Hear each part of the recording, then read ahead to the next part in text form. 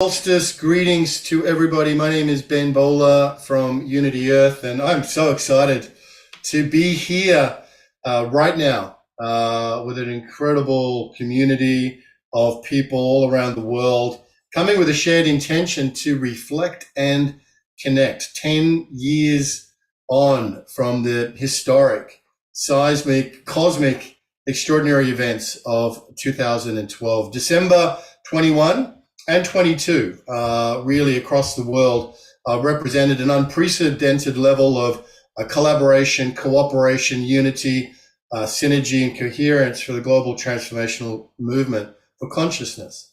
And in so many ways, the number of participants in that event really were limitless. And the more time goes on, the more we realize how many people and individuals, groups, platforms, organizations were involved in commemorating, in celebrating, in doing ceremony, in planting seeds around that particular date of 21 and 22 December 2012. And of course, ostensibly it was because the Mayan calendar was ending, which is something that had been known for the decades leading up to 2012. Scholars had identified that the cyclical calendar of the Mayan understanding of time came to an end around that particular date of the northern summer solstice in the year 2012. And for so many, that was a call into co-creativity and into action. So we're going to be sharing stories. Where were you and what was being born in 2012? We're going to be hearing from Steve and Dinan, who together with Barbara Marx Hubbard created Birth 2012, one of the world's first global synchronized event series, which connected events literally all around the planet, even before we had the technology we have today that we're using now in Zoom and other things. So an incredible event. We're really excited to hear from Stephen. We're going to be hearing from Shri and Kira, who are down with the Mayans themselves at that time. We're going to be hearing from Pato, Banton, and Antoinette about the journey we took together in Thailand for the first U-Day festival event, which later evolved into a co-creative platform with the work of many hands like Dr. Kurt Johnson and Deborah Moldo and many others into Unity Earth. There's so much to share. So let's get into it. But the inspiration to do this, one remarkable couple who have been beating the drum for the last few weeks saying, we've got to acknowledge Birth 2012 and what happened 10 years ago. And that, of course, is Bob and Noel. So Bob and Noel, welcome. And so great to have you guys with us. And thank you for the inspiration to do this. Thank you. Yes, a very special time in our lives, very special time in so many people's lives, as you've mentioned.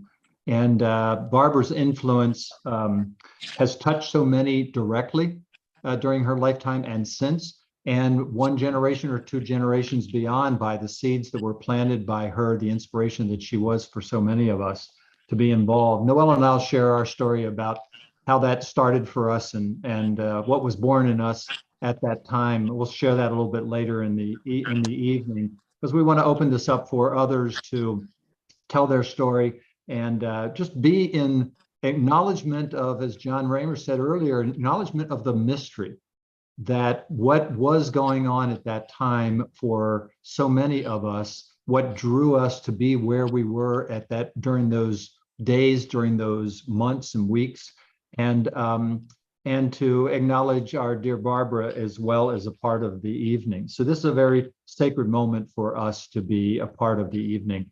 I thought I'd start with just giving you 3 sentences. You see, if you're watching the gallery view, you see Barbara in spirit there is into our Zoom call tonight, sitting at Sunrise Ranch, the birthday party that we had for her at the world premiere of the American Visionary, the story of Barbara Marx Hubbard documentary in December of 17, always with her joyful energy and smile. And I just want to read the first couple of sentences of one of her books, the 52 Codes, the first code, because I believe that's the energy that all of us can be sitting in tonight as we share around this sacred fire together.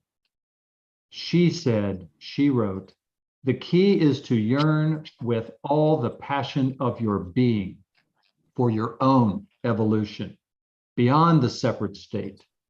You must put this purpose first.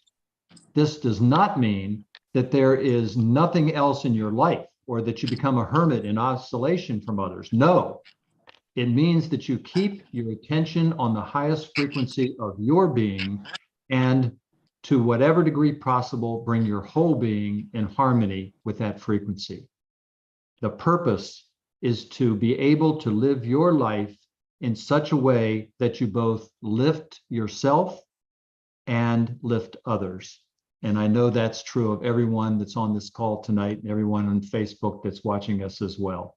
So with that, I would invite Stephen Dinan, the founder of the Shift Network and co-creator of the Birth 2012 movement, to share with us whatever he would like to in his reflections of that time and this time and the moments between. Stephen, great to have you here. Thank you. Well, thank you all for coming and commemorating this special moment. I feel called, like, the original vision for the Shift Network came in a meditation retreat in 2000, which was also sort of a turning point year that a lot of people had expectations around the whole Y2K thing. I actually sat a meditation retreat shortly thereafter, and I had this vision of this.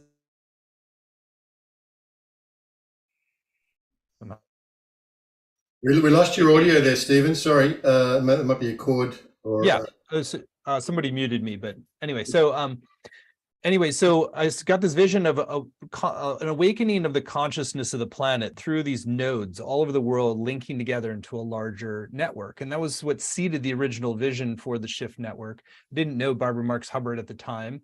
Took a long time to get that vision off the ground, a couple of iterations, tried one startup, then did a version at the Shift in Action program at the Institute of Noetic Sciences. And so when we finally launched the Shift Network, I got guided that we needed to do with spiritual teachers from every tradition. And Barbara Marx Hubbard was one of those 40 teachers.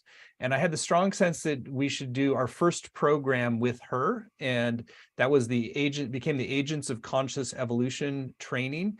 And that she was such a catalytic person in terms of, like, being able to call people into their destiny path, into their higher contribution, whatever age they were. She's particularly good at calling people who are kind of in the quote retirement years into a next level of service, a next level of contribution, and really kind of gifting at a new level and kind of regenopause, as she'd like to say. So we did our first program, our first paid program with Barbara, and then we started to cycle these programs of the Agents of Conscious Evolution training, which really synthesized her worldview and was a lot about creating a pattern that works for the whole, so that we find our optimal synergy within a larger whole. And that was great as a growth methodology, but it also became clear that there wanted to be something higher, something that Barbara herself had intuited through mystical experiences. And when we would dialogue at a deep level, she was really clear. She wanted to sort of activate an experience of a collective awakening where we sort of the higher mind of humanity wakes up and unifies in this kind of higher field. And she'd intuited that in her own mystical experiences and seen that in different ways. And so we said, why not do this? Because her birthday was also, December 22nd. So I was like, there's sort of a cosmic synchronicity. It was like, well, if the Mayan calendar, all the hoopla, we both agreed that it was like unlikely the world was going to end on December 21st, 2012. And so why not focus attention on what's the new beginning? What are we birthing rather than what is the chapter that's closing? What do we really want to create? And can this be a birthing moment for humanity?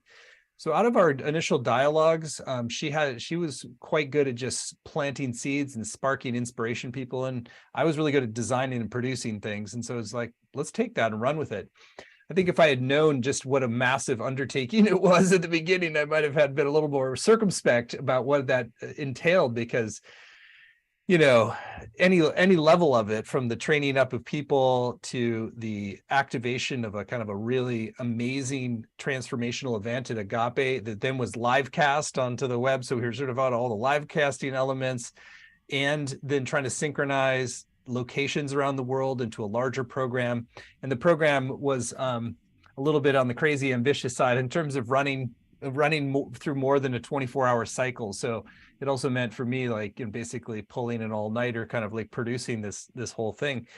but it was truly an epic experience, and I think it was sort of a forerunner to what Barbara really saw as this awakening of a next level of a more unified consciousness, a planetary consciousness, an activation of our higher mind collectively that kind of blends us together, so we're not at war with each other, that we're operating synergistically. And so much of what she really offered us was a template for how to join genius in a way that adds value to the world, that really sort of sparks innovation, sparks collaboration, and that really helps to get people working together for their own good and as an expression of their soul in the world. And I think that that's the level of consciousness out of which her vision surfaced, and what we were working to catalyze an experience of more globally. And then the folks who had gone through the Agents of Conscious Evolution training, which was a very robust and interactive community, a lot of passion.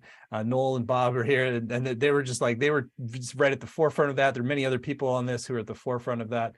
And so we had kind of a large group of passionate supporters and activators around the idea. And then I think we had, in the end, something like 44 different sites around the world. And we were trying to really create an arc around the whole world. So we'd sort of have this birthing day for humanity.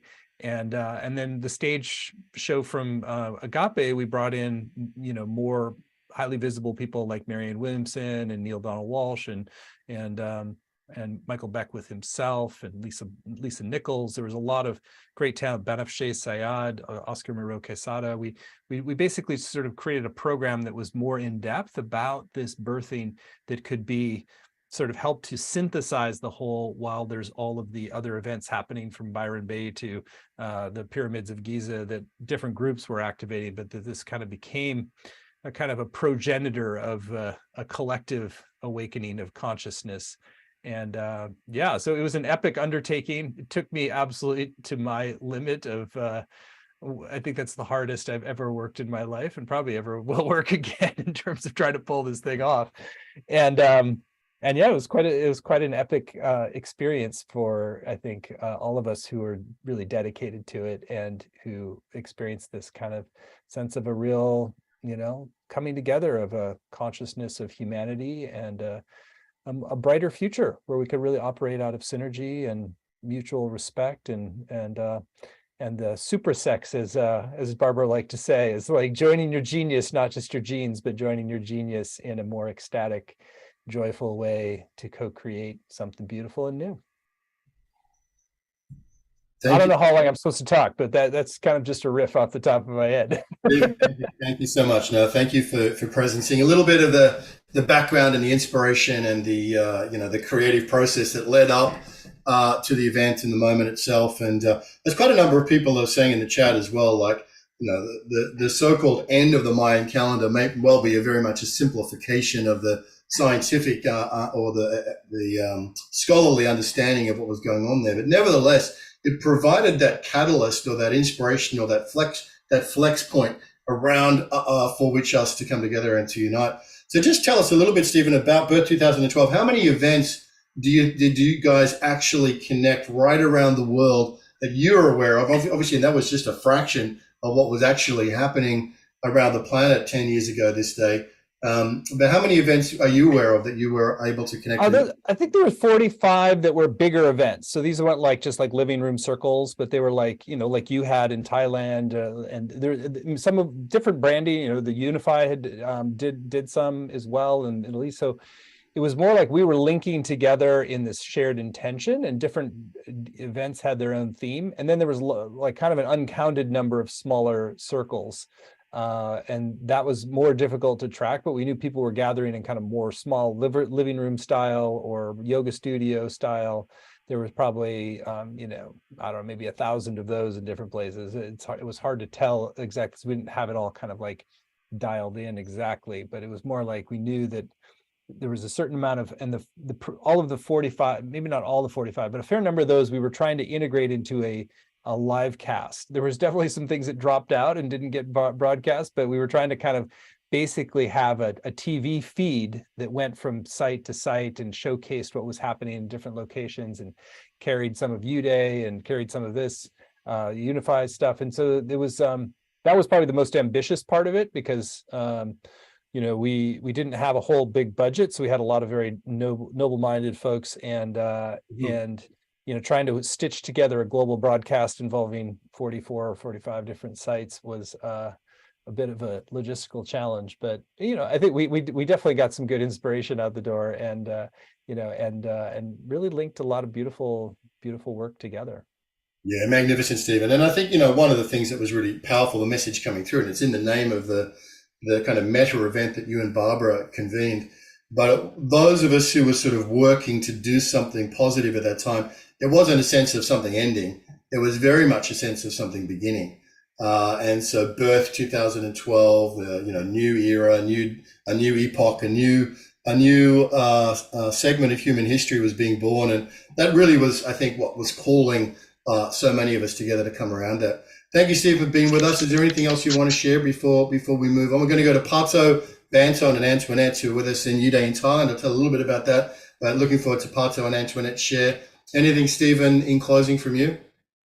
No, I just deep bow gratitude to everybody for your part. I assume most people here probably had some role in the events of that day, and that I think keep the faith, because sometimes it's sort of like we get highly expectant around a particular date or time, like shifting the world fundamentally. And I think that we are on this broad birthing trajectory. It's hard to kind of like crystallize one moment in time for the collective, but I think when we do that in our individual way, so we have a big coming together moment. And I know, Ben, you've been doing a lot of great work to synthesize the works that are going on this International Day of Peace, which is also a really significant day, not just for peace, but also marking the equinox, which reconnects us with the earth. So these moments of coming together collectively in meditation and ritual or ceremonial, in a way, they're all just helping us build momentum to this larger birthing of a planetary civilization that's more unified, and we can put war and some of the the appalling aspects of humanity in the rearview mirror,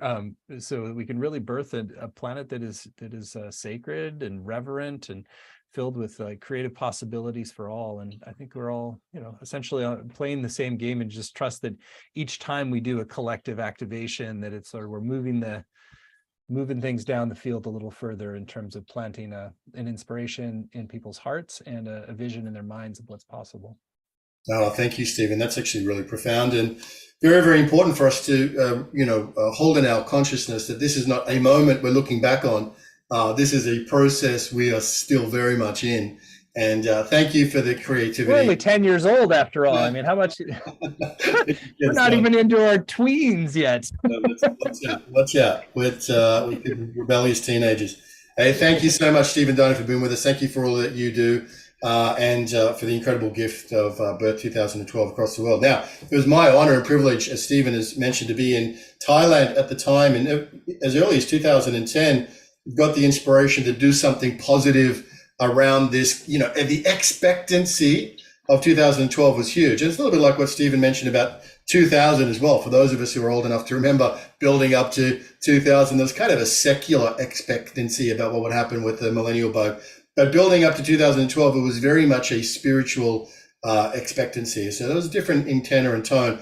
But remembering, we wanted to do something positive. So working with our partners, put together an event called Uday 2012. And it was in Thailand, in Chiang Mai, in the northern part of the country. And it was really the first spiritual festival that we did, has gone on to become now Uday in Ethiopia and the Holy Land and the emergence of Unity Earth. This was really, in very real ways, the spark that was the beginning of all of that. So, Pato, Banton, if we can bring Pato and Antoinette, Rootsdawtah, up here. This was my first co-creation with you, Pato. You came, asked you to come to Thailand to do this, and you said yes, both of you. We had the Buddhist monks chanting. We had our Sufi friends from Turkey who came. We had interfaith prayers. I'll show you some photos in a moment. But just a great honor, Pato and Antoinette. 10 years on. Can you believe it? By the way, Pato, neither of you look a day older than 10 years ago, so that's amazing. But welcome to this reflection, and looking forward to hearing anything you want to share.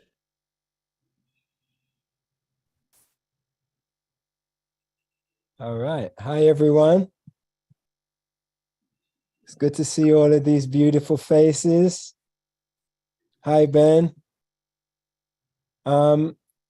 Something, all I want to say is that it's been a great journey.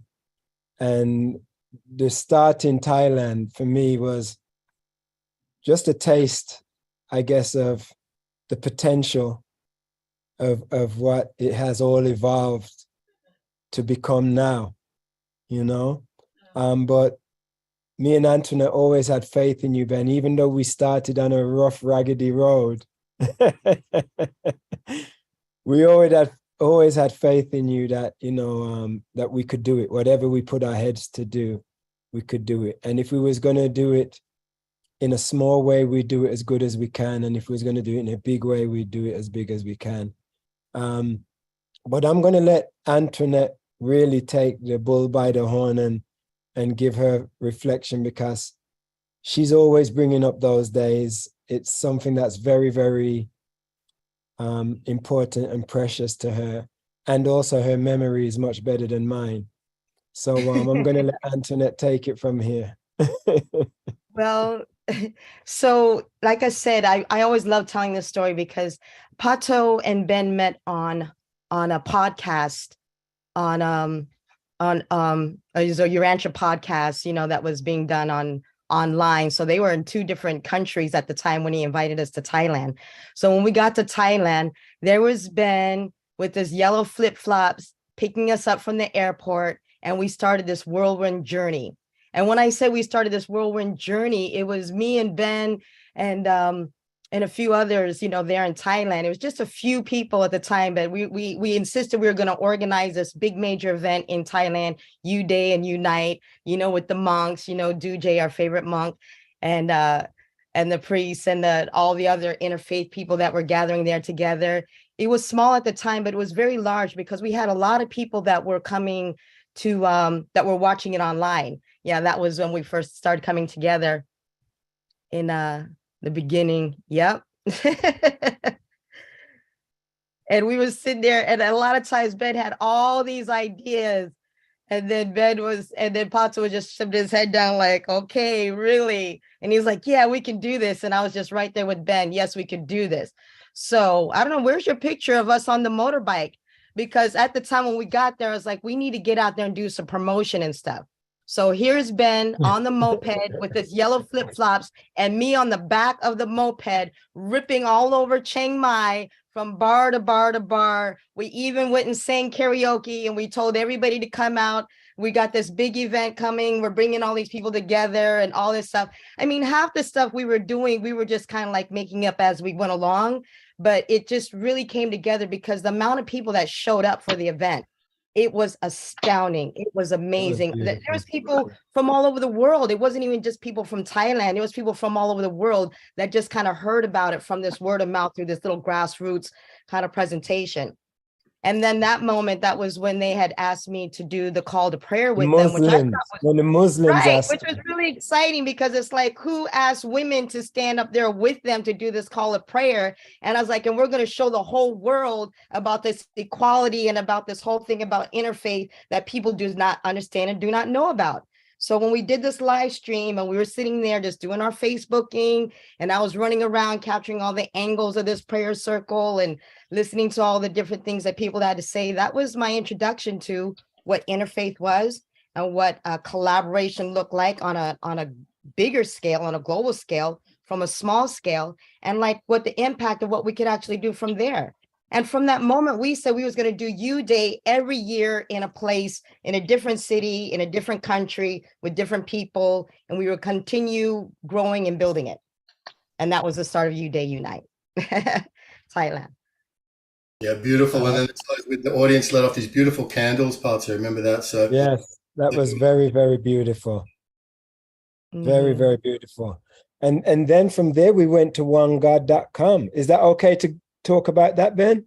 Sure. Go for it. Yeah, from U Day, we went to onegod.com. I think the prayer circle that we had at U Day with the Muslims, Christians, Buddhists, Rastas, Baha'i, you know, Urantians.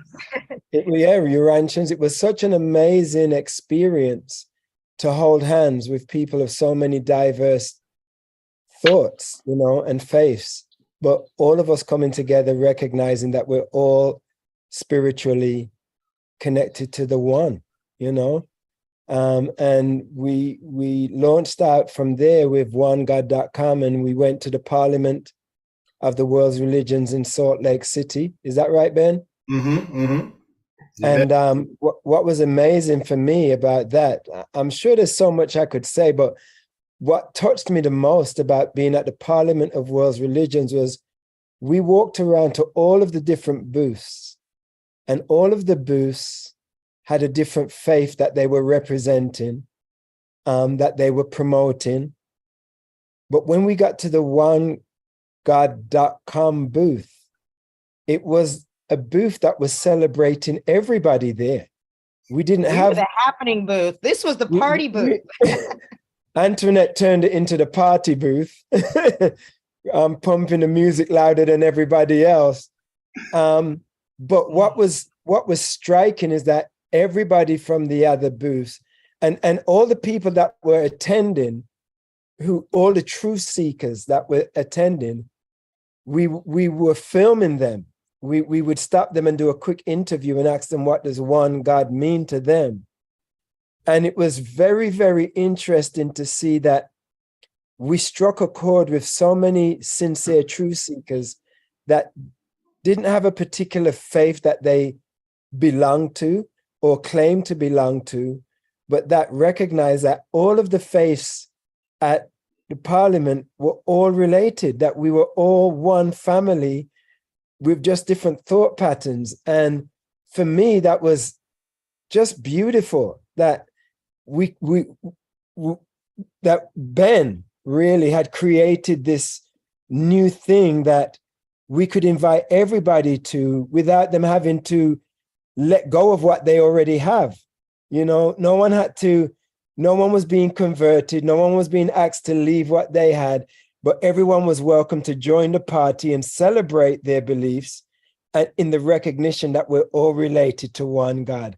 And to me, we even took that to Venice Beach, and the average person on the street totally resonated with what we were promoting and talking about. And it was just a totally unification of thinking and feeling, which was definitely, I think, the catalyst to going towards Unity Earth.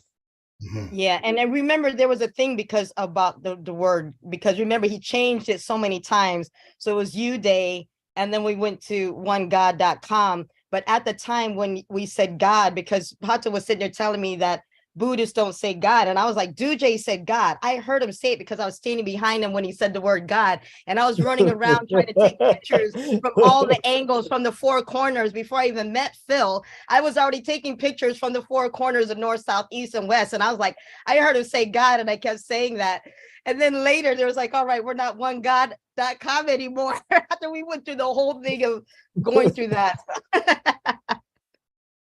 Oh, amazing, amazing. Thank you so much, Pato. Thank you, Antoinette. Beautiful to reflect on the journey. I think we could take up a whole program just talking about our adventures together, from Thailand to the US to Ethiopia to the Holy Land. Oh my goodness. But I think really what it says to me, it's a little bit like what Stephen said before, that we're in a process. It's not just a moment. It's an ongoing, unfolding, endless, ceaseless process of learning and discovery and becoming. And what a joy and what an honor it is to have that journey of friendship with both of you on this way. Much love. Thank you for being with us and reflecting on 10 years ago and some of the things which have taken place since then. Love you dearly.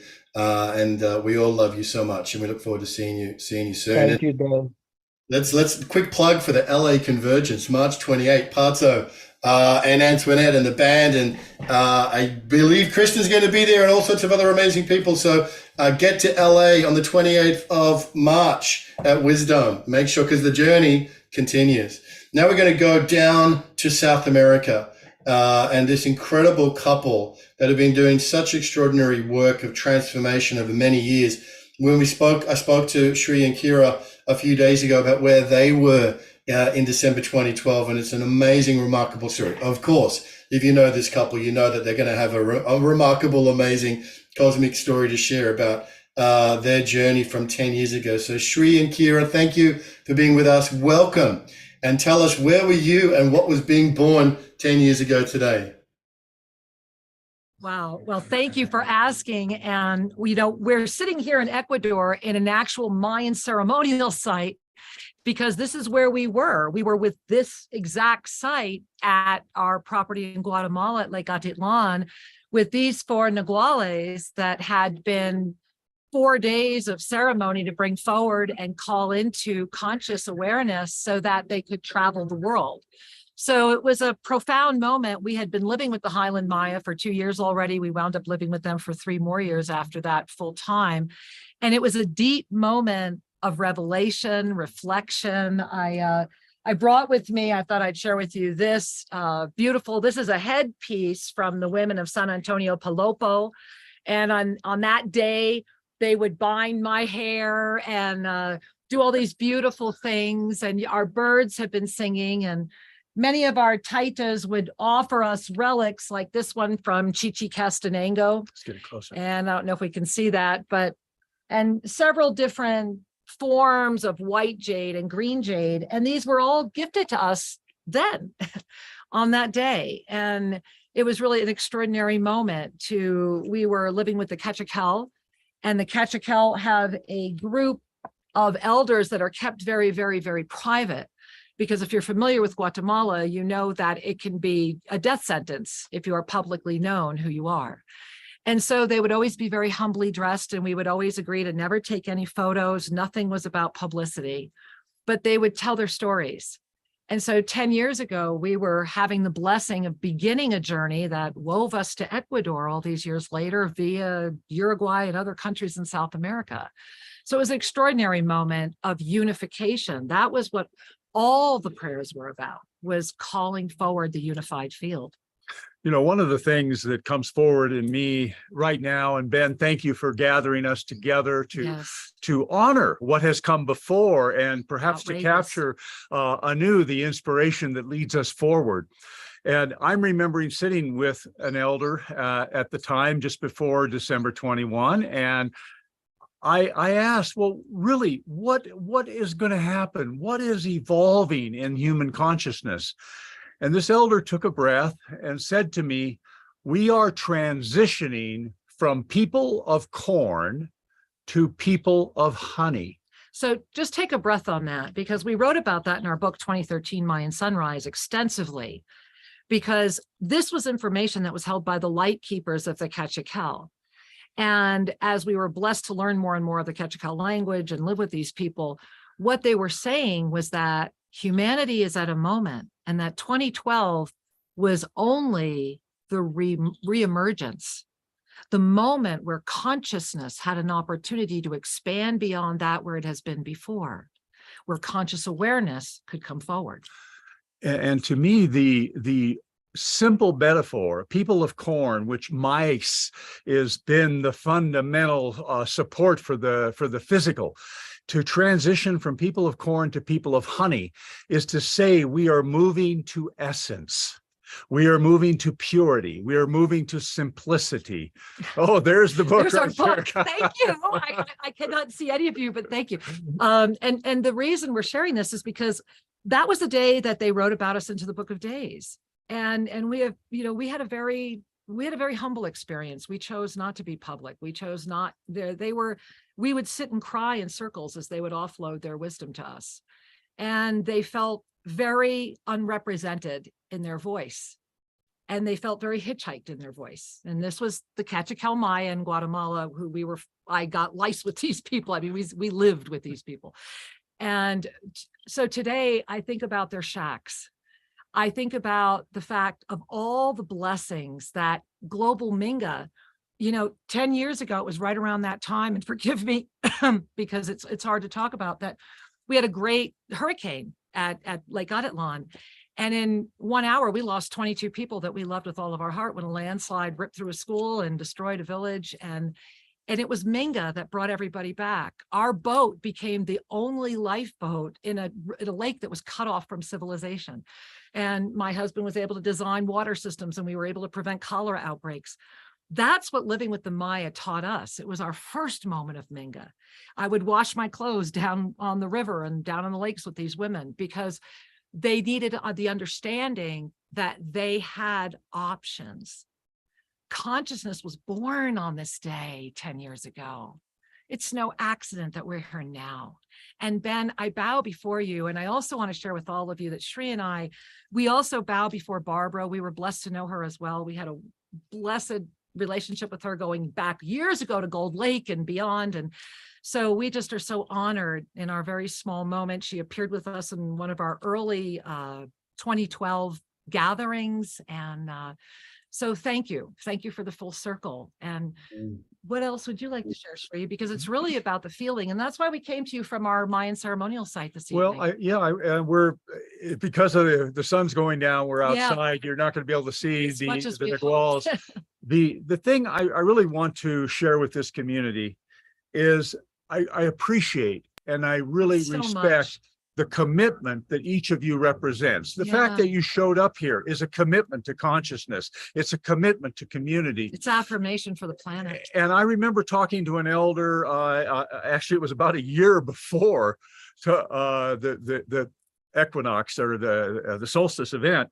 And I said, is it December 21? Is that the day? And this man, this big toothless smile. They were always toothless. he said to me, I don't know. He said, the calendar is a mechanistic representation of cycles. However, you will know the day when you arrive there. And then they would laugh. And he said, They would just laugh. it's our consciousness that co-creates the emergence. It's not a mechanical bang, there it is. And yet, the mechanical piece conspires to awaken the consciousness piece. And that's where we are now, is it not? And The we're convergence. still awakening, are we not? Exactly. Those two have come together. It's the moment. So you can see we're passionate, Ben. Thank you. Oh, love it. So, Love it. Go ahead, Shri. no. I was just putting my hands together to bow before you, Ben, and all of us to say, we are co-creating the new earth. We are co-creating the consciousness of the humanity that will carry us all forward. And let's breathe in and trust our capacity to be the genius, to be the expanded love. And let's do this. Yeah, let's just breathe in the affirmation of this potentiality into manifest form through our co-creative action right now. This is already done. We're just having the blessing of seeing each other now. We love you so much. We love you. We're so grateful. Thank you, Shri and Kira, for blessing us and coming with your presence from Ecuador and from the sacred lands, also connected to where you were 10 years ago, and blessing us in this ongoing eternal moment. Thank you. We are going to hear now from one of the great weavers and commentators and connectors and conveners of our time, Dr. Kurt Johnson. I couldn't not bring you up here, Kurt, just to give your reflections on this particular now moment inside the eternal flow of the endless becoming that is our story collectively. Where were you in 2012, Kurt? I actually don't know what you were up to this time 10 years ago, but I'd love to hear, and anything else you want to share.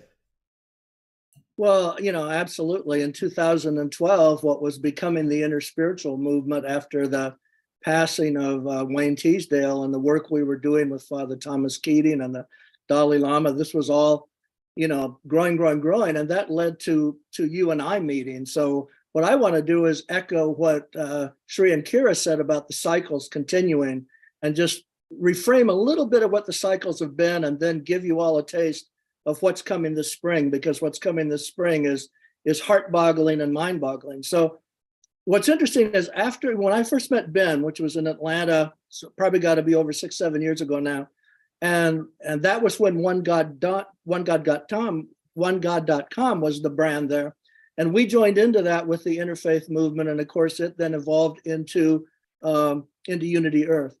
And in that journey from OneGod.com to Unity Earth, and then now even including the Unity and Peace Synergy Circle of the Evolutionary Leaders, when Ben then became a member of the Evolutionary Leaders, was actually the birth of the Convergence brand for all of these events, the Convergence radio series that we created on Voice America, and the Convergence e-magazine and the Light on Light e-magazines, which have now then become the Light on Light Press. So what's interesting is that that entire history is still there. If you go to onegod.com, entire history is still there with the Voice America series, the publications. If you go then to Unity.Earth, then you see it was picked up by Unity.Earth.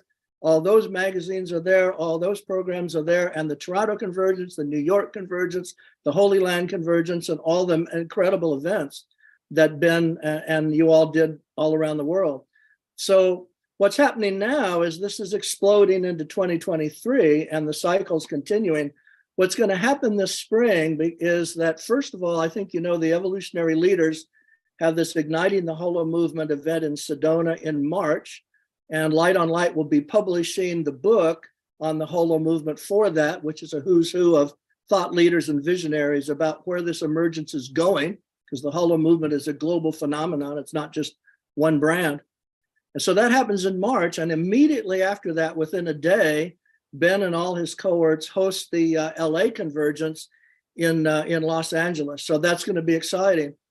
In February, just before that, Irvin Laszlo, who's also, of course, a part of the evolutionary leaders and 3-time nominee for the Nobel Peace Prize, he announces his Upshift movement in February, and we publish his book on the Upshift movement then in April, which will be the month after we publish the book on the Holo movement. And again, that's a who's who of thought leaders and visionaries about what the Upshift means. It actually means the upshift into the unfolding Holo movement of the one global family. And so then that unfolds in April. And then following on that, we published Steve Farrell's book in May on his Changing the Future of Humanity initiative. So if you've been following Humanity's team, and of course, we've done so much with them on and still do. Even yesterday, we were doing something with him. We have his book also, which is his autobiography and his launching of the Changing the Future of Humanity initiative. So that's banging the drum, boom, boom, boom, March, April, May. There's going to be, so much momentum from so many, and these are just 3, not to even mention Shift and Emerge and Unify and everybody else who's banging these drums. So it's going to be exciting. And just to reframe what Sri and Kira said and what Ben said, this follows on all the cycles that got launched with what Pato and Antoinette were reframing when they just first started all this work with Ben. And it was a who knows what, but let's do it anyway. So it's exciting. So thanks for the, the moment to reframe all that. Oh, Kurt, thank you so much. It's breathtaking, isn't it? The panorama. It's just breathtaking. I mean, and the price of entry is yes, and that's what it is. That's what it is. It's just yes. And thank you, Kurt, for your limitless yes to all of this and all the people that you touch and inspire and mentor, and you do it with such grace and good humor along the way. Can't wait for next year. I mean, we're already starting to feel into next year. There's some super amazing, empowered, incredible, exciting things that are taking place and unfolding. I want to bring Adil up here. I know Chief Phil Lane is with us as well. And we want to hear an incredible story from Uncle Phil about where he was. We might bring Phil and John Raymer up together in a minute, but let's welcome Adil Kassam from Unify up here, because if we can hear, we were just celebrating the amazing birth of Unify from 2012, 10 years ago. And here he is, my brother, the amazing man, just a good recipient of an award. We got to see the Visionaries Award, which is amazing and well-deserved, brother. But 10 years ago, Unify really was born out of a collective vision, Adil, of you and the other founding council members, and the first global synchronized meditation you did on this day 10 years ago. When we learned that, both of our real calls to mission got initiated and ignited on this day 10 years ago with so many others around the world, it was an incredible aha moment. So thank you for being with us. And we want to hear, your reflections 10 years on. What was being born for you 10 years ago, Adil Kassam? Okay. First off, honored to be here with you. And in this moment, it feels like such a, if that was the birthing and there was a gestation it feels like that was sort of the seed that was planted. I think many of us thought, oh, there's going to be some major shift on that day, on December 21st. And like, many people predicted, and there have been movies been done about it, it's the end of the world. But for those of us that know that time is a spiral, it was the birth of we felt the birth of the Aquarian age, the birth of this next cycle. And now to be here with you 10 years later, and just to recount and feel all that each of you has participated and contributed to, we're really born out of that ethos. Even before that moment, I think many of us incarnated here for this specific dharma. And it's, maybe I wonder if you guys have this experience when people ask you, like, so what do you do for a living? You're like, media and technology contributing to unity consciousness or something, these massive global synchronized events. And it's very difficult to describe, but it's so deeply in our DNA that, oftentimes we can't put word to the great mystery the way, it's not so easy to describe, but it's so in our hearts. And I just want to thank each and every one of you for your profound contributions to this movement. Like, where would we be together without a group of souls on the planet just holding that space for everybody to unite, and whether it's like unite through compassion in the compassion games, or the expression of unity earth, or like synergy and conversion circles, or coherence, they're actually synonyms for the same unification, right? Like it's even the word interfaith or interspiritual, meaning that though we're sovereign and distinct and unique, that there's together we're part of this profound tapestry of light and beauty and virtue that's inclusive of all nations, all traditions, all religions. And I have such a deep faith in that. So I think that the seed of that was, one could say that it was planted in, harmonic convergence or harmonic concordance, or there were many different sort of birth pangs to it. But December 21st, 2012, it was, at least the 2 months leading up to it felt like every moment was orchestrated, like you're being moved by spirit. What do we do next? And how do we show up? You're going to build this video, you're going to build this website, call these people. And we were more responding than creating in a certain way, responding to the events that are happening in Chichen Itza or Palenque and Tikal, and seeing the picture sort of resolve. Like, I don't know if when we take those like old school Kodak photos, we're just shaking it to be like, come on, resolve, show us what it is that's going to be happening, so we can do it and contribute to it.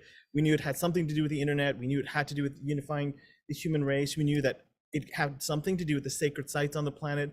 We knew that there were events happening at those sacred sites. We knew we had to send film crews there, that other people like Steve Dinan and Barbara Marx Hubbard were hosting the TV show. And that, and we all were, like, if you think of it like Alexander Marconi and, Alexander Graham Bell and Joseph Marconi, who got the vision or the download for the radio at the same time, we were all getting the download for the grand unification in different ways. And when we, as the picture began to resolve, we as a family that was in the San Francisco region, we just called on every one of our homies. We're like, guys, this is the time that we're supposed to do the thing. They're like, what's the thing? We're like, yeah, tell us what the thing is. We're going to have to figure it out together. Why don't we just spend time in this space together? We'll provide food and water and shelter, and then we just show up for service for the next 2 months, and show up for spirit and be present and dedicate ourselves to whatever is required.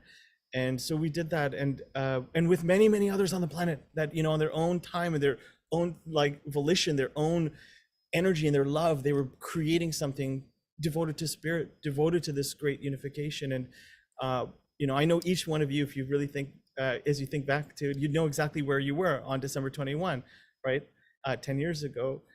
You think about that, it's like the same sort of thing that happened when, humans landed on the moon for the first time. We were all unified in our consciousness, observing the same thing. And there's something quite magical about that, isn't that? Like when there's a shared experience or a shared vision. You have similar experiences to a lesser degree, and maybe like the World Cup, finals, if you're watching that, you imagine feeling all those people experiencing that at the same time. It begins to show us a mental model of the grand celebration that we've been contributing to as a family and will create as a, perhaps in our lifetime, a ritual kind of like at the size of the Olympics or the World Cup. This great celebration of world peace and the unification of the human race.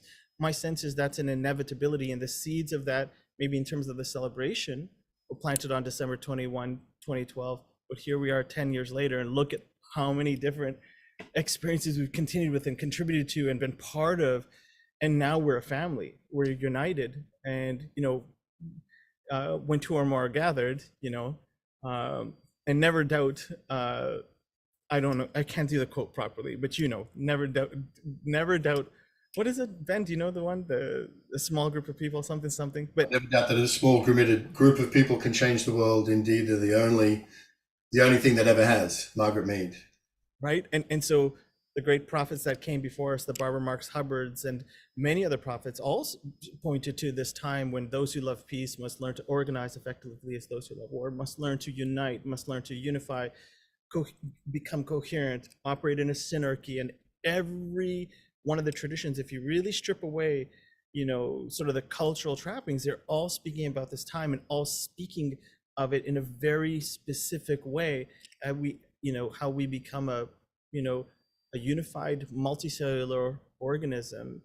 And isn't it a profound feeling to know that we're part of that? And sometimes we have to keep it to ourselves a little bit, or dole it out to our friends and family as they would feel comfortable to know about it. But it's a profound feeling to be part of something before it's caught fire in the rest of mankind, to know something that is a success and have the ability to actually give thanks for it, knowing it's done in architecture, it's done in spirit already, meaning our hearts share in this gratitude because we know this great unity is an inevitability, right?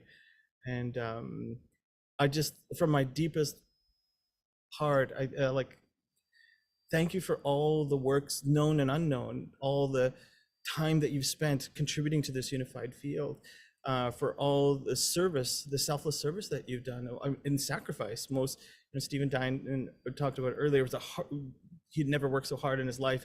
I echo that. I remember feeling the same feeling, like, wow, we are being so motivated by this divine impulse that every one of us is up as late as we can, up as early as we can, and rocking it for the Lord. So even if we don't know what the outcome is, and that's, what a testament to the power of surrender.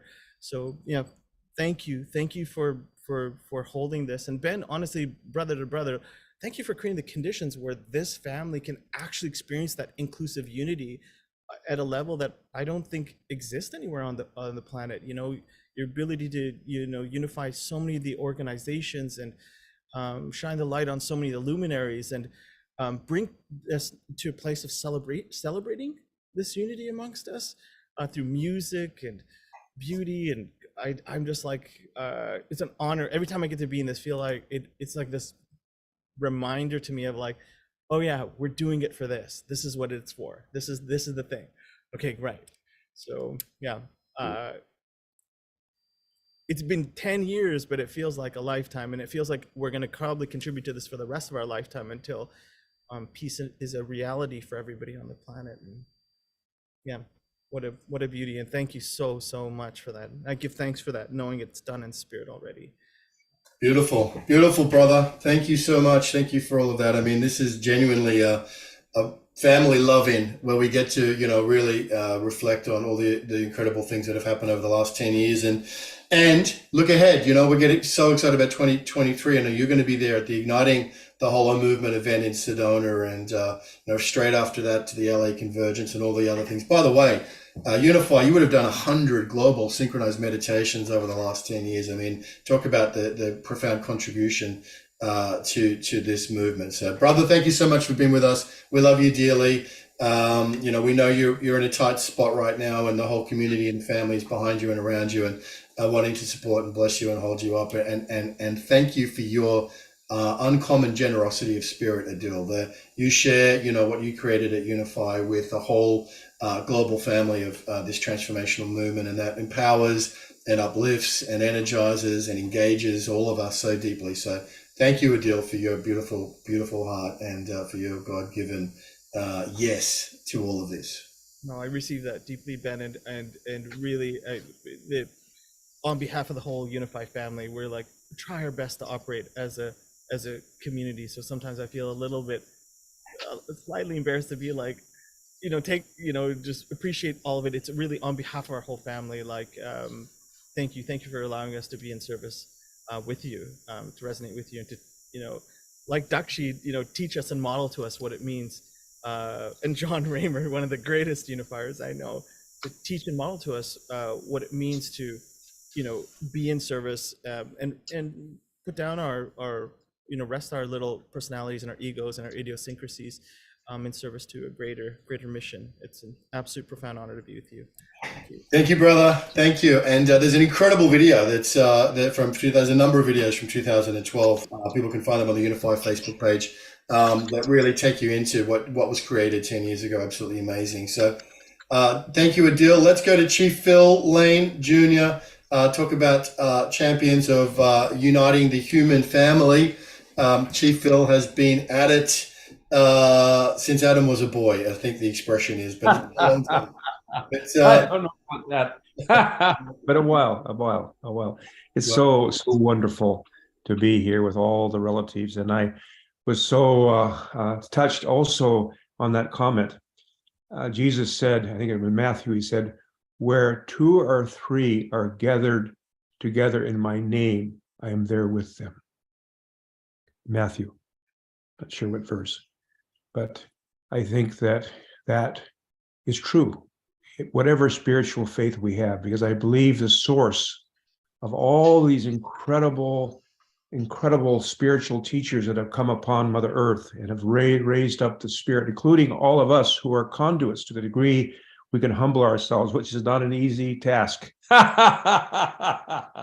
Because we have to be able to truly let go of the past and forgive ourselves, first of all, and forgive, because all that's unfolding, I really truly believe, my beloved relatives, is part of the process of our becoming. We're now, thankfully, right in the heart of the birth canal. Whoa, some of these contractions have been pretty strong, but the ones we have ahead of us yet, they're going to be good ones, in that they're bringing us together. They're bringing us in harmony and oneness. And that's why I was so pleased to see this great support to Toshka Adil when he lost his home. That's the way we have to be. And so great, I look back to 2012, just on January 1, 2012, I was in Bangkok, Thailand, a place that you love, I know very much. Of course, John and I had been there together. And I, for some reason, got to writing. And I wrote, and I'm going to put it in here because I pulled some excerpts out last night from this, because it's about 40 pages long. I got to writing excerpts from Prophecies, Dynamic Change, and Global Civilization. And so that whole year I was spending primarily with Tata Alejandro from the Mayans in Guatemala. We were finished the film Shift of the Ages, which was the Mayan answer to this idea the world was coming to an end. And so that whole film was about the fact that it was just a change of seasons, a change of cycle. And it was a great 2012. I can't wait for 2032 because I really truly believe with all my heart and soul that as we unify our human family, we will end war and begin peace on earth by 2030. That's just the beginning of peace on earth. There's so many other ways that we have to come together, but just think about how we are coming together. So many different ways. And Brother John, it's been such an incredible, let me step back here, just to be with his brother and meet you. Unity Earth has done so much. I can't even, there's no words, to express. And Barbara Marks Hubbard, who I knew as well, had the opportunity to know her on a number of occasions. We had good visits. and Kurt, all good work he's done. All I can say is it goes beyond the world of names or the murmur of syllables and sounds. There's no way to express from my soul and heart, because each of us, every single one of us, is a sovereignty, ancient, imperishable, and everlasting. And our soul, I truly believe this, our soul, and I'm seeing this more and more as I almost catch an 80 here, our soul has no gender, has no ethnicity, has no class. It is a reflection of the oneness of our Creator. And that's who we are, sacred, beloved beings. Brother John, what could I, no words to tell. Well, you know, Ben, let's add summer if we could. Yes. There's something I want to say about that, because she and I had this experience recently when we went to the Woodstock Music Festival site. And when you arrive at the Woodstock Festival site, there's a big sign that says, if you are here, then you were there. If you are here, then you were there. I say that to everybody on this call. Whether you were aware of 2012 at the time that happened, you were there, and we are here. Yes. There is no turning back. And good things are happening. Look at this recent COP on biodiversity, this 30 by 30 agreement recognizing the indigenous leadership. The idea to have 30%. Now, I don't know what you can do with the other 70% of the land and the oceans, but at least the goal is to have 30% of the lands and oceans set aside. And recognizing the indigenous leadership at this moment. Brother Phil, that has to be heartwarming. That is so overdue.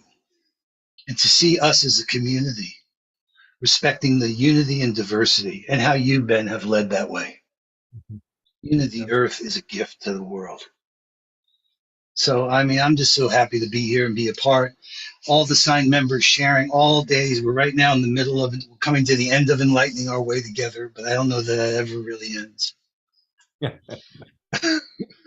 There's so much good. It's a little bit like Jim Garrison says, things are getting worse and worse and better, faster and faster.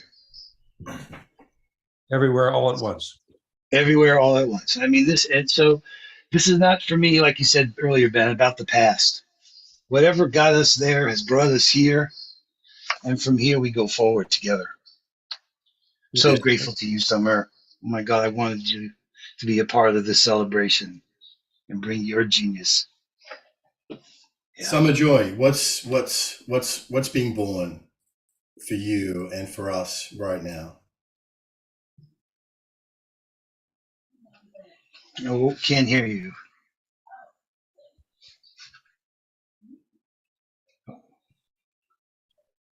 And it's just so good to see Shri and Kira and everybody. We need to come together to see that this is all of us. It's bigger than any one of us. All right. Can you hear me? Yes. Yeah, now we can. Okay. Oh, it's just so wonderful to be with all of you brothers. And, you know, I just really feel that. Just really want to honor the healthy, beautiful brotherhood going on here behind the scenes. And Adil, that what a phoenix rising among us. You can't even tell that he's just lost his home. I just want to say he's shining like the sun. He's an example of losing everything around. Can you imagine all of you in this room? Suddenly, boom, your house gone. Look at him. He's here to tell the stories of how we're coming together. And, you know, I just really want to honor the brotherhood here, the beautiful, and even Dinan and, you know, Noel and Bob and Shri and Kira. Like I think it's so important that we acknowledge the healthy masculine that is so alive here, behind also the incredible divine feminine that is blooming out of the Zoom room. It just can't even be held anymore. It's just, you know, the wings of all of the birds here, Brother Phil. they are flying out way off beyond the Zoom room and have been all these last many days. And, you know, just really feeling that here. And so grateful. And I just really do love every single one of you. Like, what a journey we've all been on. What a journey. That's what I just, love you all. thank you. That's what I mentioned, this thing to that I'm learning more and more. And that is, we can change the past. We can change it by how we look at it. And we have a ceremony called the Sundance, in which we go 4 days and 4 nights in food and water, about 100 degrees outside. You go there, but you keep praying, no matter what comes to you, keep praying, just like you have Adil. You keep praying. And sometimes your lips get fat, you can't even, your tongue gets thick. You want water so bad, but you keep praying, you keep praying, you keep praying, you keep praying. But when you leave it, it was 4 days and 4 nights, or 2 days and 2 nights nonstop. This old elder used to like to dance beat catches. When you leave that, you feel so much better. Well, the way I see it, Mitaki Epi, and I say that all my relatives of the human family, we're just stepping out of a 500-year Sundance, a 500-year sweat lodge. We're all stepping out of that, each and every one of us.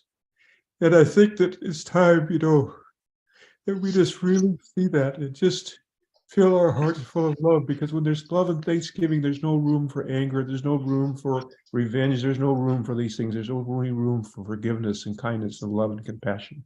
That's to be at the heart of things. Let's say that much. And I love you all so much.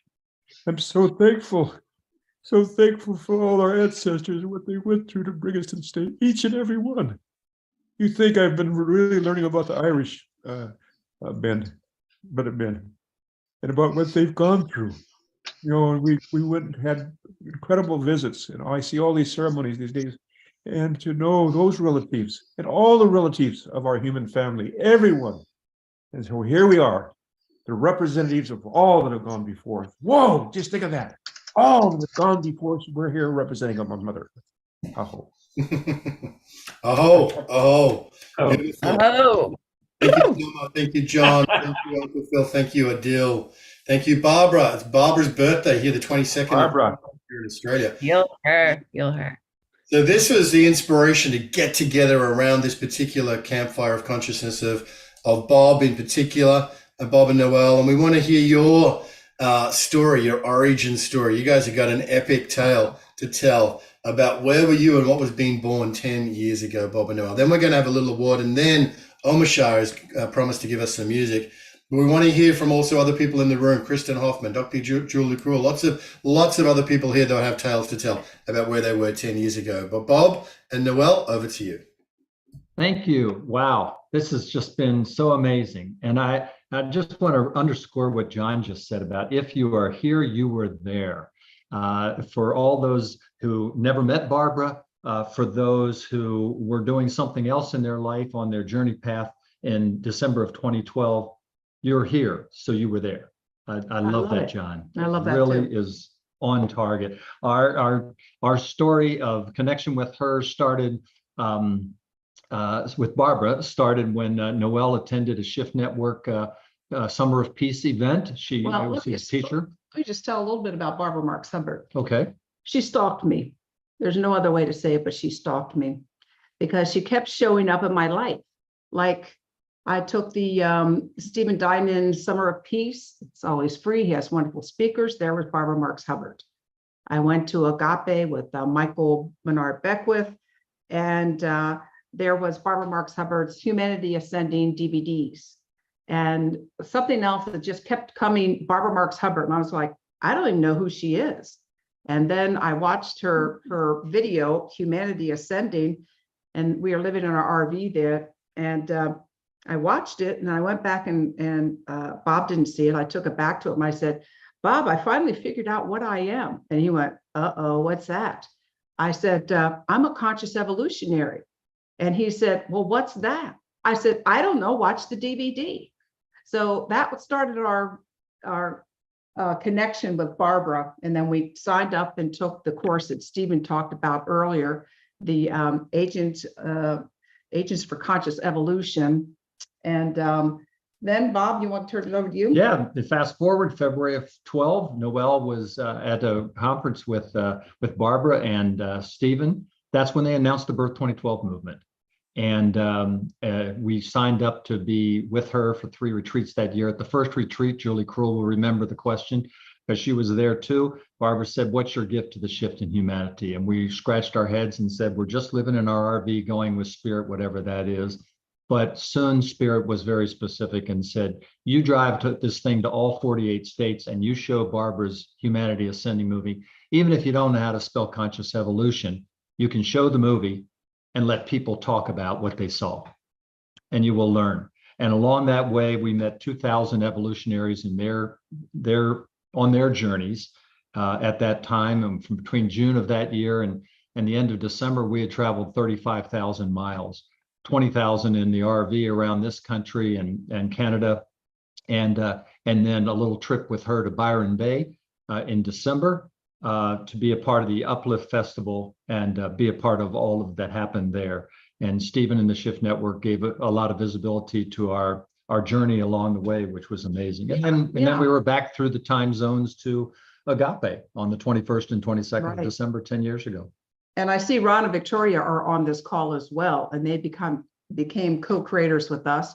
And every week, Barbara wanted to have these hubs all around the country. So show the movie, talk about conscious evolution, and invite them to do an event. There's no way to enumerate how many events that were done. Steve said. That, like Stephen said. And Ron and Victoria, we used to double date with them, we would say. And we did weekly calls. Mm-hmm. And we would take turns. We rotated each week and invited people to be on the call and tell them more about what was going on and what was being planned for Birth 2012 and how they could get involved. And I don't know if you want to show. We do the journey since has been also the invitation came from Spirit for us to gather the next year in 2013 at Sunrise Ranch, specifically to celebrate Barbara receiving the Humanities Team's Spiritual Leadership Award. And we'd never organized a retreat before, so we reached out to Ron and Victoria, which have, and a couple of others we had met along the way, and a few of them that are here this evening were a part of that. The first co-creators convergence took place in May of 2013. And the question of what since then has been our personal journey, but the journey of this entire co-creators convergence community, because we have 3,000 people on the Facebook page, we have 250 recordings on our website, including all the ones that were done with Unity Earth and World Unity Week and Peace Week and that sort of thing. So the convergence is not an organization or a membership or a movement. It's a ever-evolving space where we explore this question, Barbara's ageless question: what is your gift to the shift in humanity? And we love being a part of that because we're all supporting one another. As everybody that talked so far this evening and will talk in the remaining time, being able to lift up other people's answer to their question of what is their gift to humanity is a calling, and it's a joy. So. Yep. So that's what we've been doing for 10 years, having retreats, and then also inviting people to share their gift to the shift. And we have learned so much from that and been able to share and support the work that they do. And I don't know, Bob, do you want to show our little video that we have? It's a question for time for Ben. Ben, do we have 2 minutes or we need to roll? There's so many people who want to share. Why don't we do the award? We've got an award, I think, for Barbara. Let's do the award, and then I know a lot of people want to keep sharing, and then I hope that we can get to play the video a little bit later on. But let's do the award now. No problem. We're going to continue this party tomorrow night at the Co-Creators Convergence Facebook website, rather. Party never ends, Bob. Party never ends. Yes, tomorrow night, Co-Creators Convergence. It rolls on. So there's an award. I think we have. Is it Des? Yeah, I'm looking for them to highlight them. Yeah, they're coming in. So let's just mindful of the time, because we do have a lot of people with stories to share, and Omashar's got music, and we're up against the time. But please, Des and Jerry, you have an award. Please go ahead. Go ahead with Jerry, your sound. There you go. We're not hearing from Des and Jerry. There might be a sound issue there, Jerry. There we go. Try again. There you are. We hear you. Yes, now we can hear you. And now we can't. Now we can't.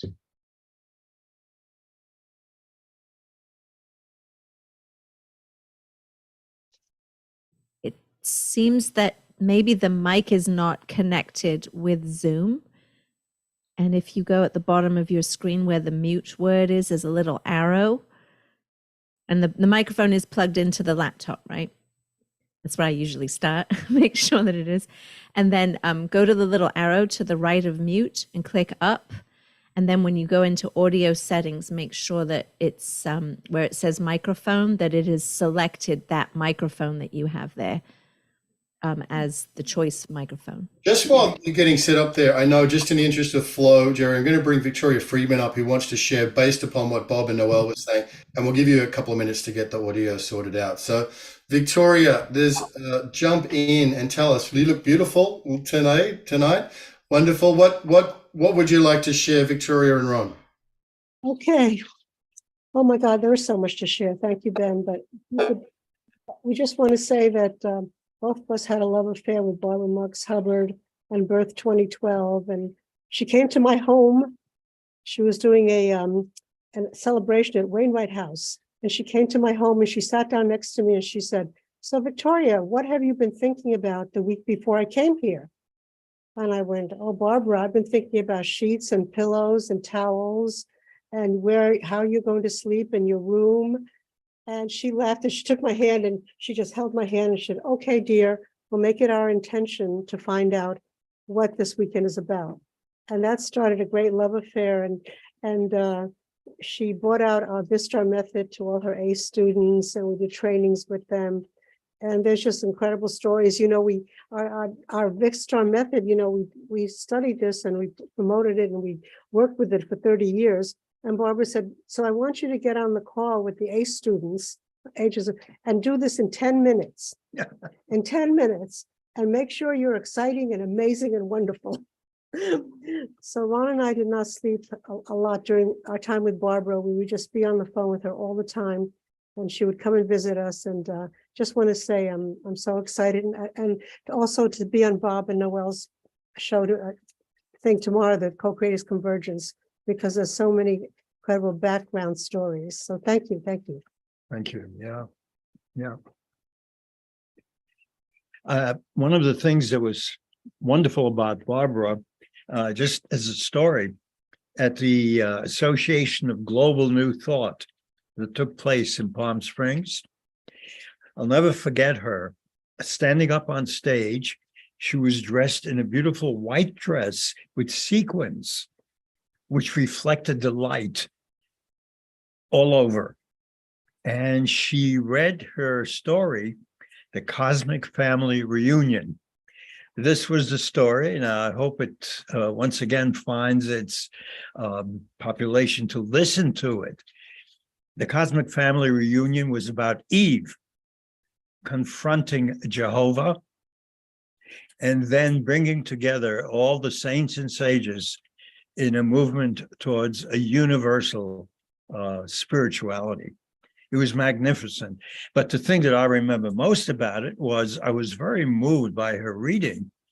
And when she got off the stage, the first thing I went up to her and I said, "Barbara, that was really something. It touched me very deeply." She said, "Did it?" And I don't remember what happened next, but in a few minutes, we were waltzing in the car. We were waltzing together in the hallway, in the meeting. We were just waltzing together. It was just such a meeting of significance. Anyway, we have many, many memories and diagrams. So thank you for letting us share it. Thank you. Thank you, Ron. Good to see you. Thank you, Victoria. You look very fresh after your trip to the Bahamas. So thanks for being with us today and reflecting and remembering. Jerry, how do we go with the microphone there? Nope, still not working. Still not working. So we'll give you a little bit more time to maybe close and restart the computer, or just check your microphone's working. I want to bring Julie Krull up here because Julie, like Bob and Noel and Victoria and Ron, was one of the infinite number of best friends that Barbara seemed to have. But Julie, amazing. It's Barbara's birthday here in Australia, the 22nd of December. We're reflecting on 10 years ago, birth 2012. What a profound moment of really just witnessing something extraordinary that's happening out of time and in time that we're connected to and a part of. What would you like to share, Julie? Oh, wow. Well, thanks for inviting me in. Well, you know, I'll share just a story because I couldn't stop smiling when Bob and Noel were talking, and then Ron and Victoria, and just remembering those days. And I was stalked by Barbara too. So Noel, you share that story. I just have to share. Noel and I share a birthday too. So now we share a stalking story because we were doing construction on our house. And there was this pile of CDs and evidently 2 DVDs in this corner in my bedroom that I'd walked around forever, just walking around it. And one day I walked by it and a DVD fell off and hit my leg. And I just picked it back up and put it on the pile and kept going about my day. And again, an hour or so later, walked by it and the DVD fell off and hit my leg. And there were 2 DVDs. And I looked at them and what are they? And they were wrapped in cellophane. They were Barbara Marx Hubbard's DVDs. I had no idea who she was. I had no idea where these DVDs came from. I did not purchase them. And my husband wouldn't have purchased them. I don't remember where they came from, but there they were. And so I unwrapped it and watched. And that first day, in the Ascension video, Barbara shared a vision that she had that I had when I was 11 years old. It was exactly the same. And as she was describing it, it was just like unreal. So anyway, I, like Bob and Noel, went through the Mentors of Conscious Evolution in 2012. I'd worked with her earlier, and then the Mentors of Conscious Evolution were called What's Your Gift to the Shift? And literally, What's Your Gift to Birth 2012? And so we all got together and shared a beautiful year together and retreats in person. And then how are you going to help with the Birth 2012 event? And Bob and Noel were amazing. They were incredible and still are. It's amazing to see the work and the people and the network in the weaving. And what I was doing that day, when you ask, what were you doing? Do you remember what you were doing? And I literally, in that early day, when Facebook was still organic reach and not pay to play, I just got Facebook real multidimensionally. And so they asked, will you kind of do some social media magic for us? And I worked with all those big names, media and publicity personnel. So from Marianne Williamson and Neil Donald Walsh and Michael Beckwith and everyone that was at that Birth 2012 event, I was literally on Facebook taking the videos, doing like what John Raymer does now, but doing it manually. Instead of just saying, yep, let's share on all these pages. I was going behind the scenes. I was administrator on all of these pages, and I was literally weaving all of these things throughout the day and in Byron Bay and everywhere, and putting out the very first sign network on the Birth 2012, 10 years ago. It's amazing. And literally with you talking about what's been born from that time, Good of the Whole was literally conceived December 2nd, 2012, in our very last retreat, our live in-person retreat with Barbara that day. She came up to me and said, help me create the evolutionary core, CORPS, much like the Peace Corps. She wanted the evolutionary core. And that began a journey that evolved in 2013 to Good of the Whole being born as well during that time. So it was quite the quite the journey, and I'm just so delighted and joyful to share this and to just really talk about this magic that's really important. And the birth 2012, this is what I saw today. I think is so important to say, Ben. The birth 2012 was inviting many of us into a chrysalis stage. I know Barbara was heartbroken when something magical didn't happen the next day when she woke up. She was heartbroken. And when she worked on her DVD in the last year, she was like, I failed. Where was it? What was it? Well, she saw it, and she didn't fail in the vision of it. She ignited and catalyzed so many people. But birth 2012 ushered many of us into the chrysalis. And 2022 has been a really big year for all of us. I know if people start saying in the chat, 2022 is a big year for all of us, letting go and clearing out. And it's as if the first harvest of butterflies among us are coming out in 2023. It's going to be big. It's going to be beautiful. We're getting our wings. We're breaking out of the chrysalis. I'm seeing it more and more with people I'm working with all the time. We're feeling it now, and that chrysalis is breaking open. So here comes that first harvest in 2023, Ben, and thanks for what you do to really nurture this unity movement. Oh, thank you, Julie. Thank you. Thank you for that beautiful window into,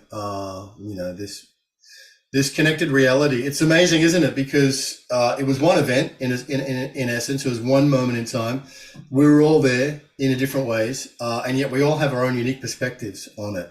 We're connected to the same thing, but with our own stories and our own content around it. It's just stunningly beautiful and divine. Let's test Jerry and Des. Jerry and Des, we're up against it with time, so we're going to have to be quick, but let's test that microphone of yours. Can you hear? Yes, we can hear you, Jerry. Yes, thank you. So really quickly here, it's an honor and privilege to be in such a group. And just to honor Barbara Marx Hubbard, whose work we've been following for a very long time. Barbara is getting a very special award as Heroine of Humanity. And this is the only award we can give posthumously, and we do it very judiciously because their work continues. So this is just a perfect example, as you people all talk about what you're going to do in the future, of Barbara's work continuing. So it's a great honor to present her with this award. She will be on our platform, and it's a perfect example it's working together. And so I wanted to share with this audience what I did before with just a couple of words that I want to put in our dictionary now. The first one is the word collaboratory. And what this means is we are looking for all over the world, now in 62 countries, with the people who are doing magnificent work as individuals, as networks, or organizations, and bring them onto the team to wage peace. And here's the key idea about waging peace. You need to be specific, strategic, bold, courageous, as much as if you were focused like you were waging war. And so now here we have a group of you, brothers and sisters all, who are waging war. And the key issue about the collaboratory, you are waging peace. They, people, are waging war. What power you have, your own natural resource. And we have Barbara with us, whose picture seems to be pulsing all the time. The Visionaries is building a collaboratory, a worldwide collaboratory of individuals who share mind and heart about taking this moment, this beginning, to do something extraordinary. I'm going to come in, Jerry. We'll let you roll for a fair bit there, but the audio's kind of distorted in a way that makes it a little bit hard to follow. But so we're going to ask you to accelerate this a little bit, if you could, please. Can you hear me now? You sound like Porky Pig from Looney Tunes, but we can hear you. Yes. Hey, a lot of sound. You're still in. I think we just need to show the award. I'm sorry, guys. We're happy to share what Visionaries is up to, but I think now is probably not the time. Let's just do the award because we've got, unfortunately, we're out of time. And there's a few more sharings to get to. Thank you, Bob and Noel, who are bringing the award up. There is a major issue with your microphone, Des and Jerry. So we will, it doesn't seem to be screen sharing there. Want to try again, Bob and Noel?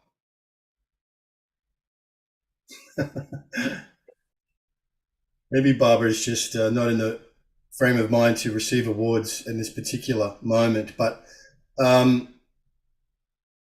let's post it. We'll share it out through our Facebook page, and we'll post this award everywhere we can. It's the Visionaries Award given posthumously to Barbara Marx Hubbard. And Des and Jerry are up to some beautiful work, and look forward to sharing that. By the way, let's take a moment. This is a call that happens every week.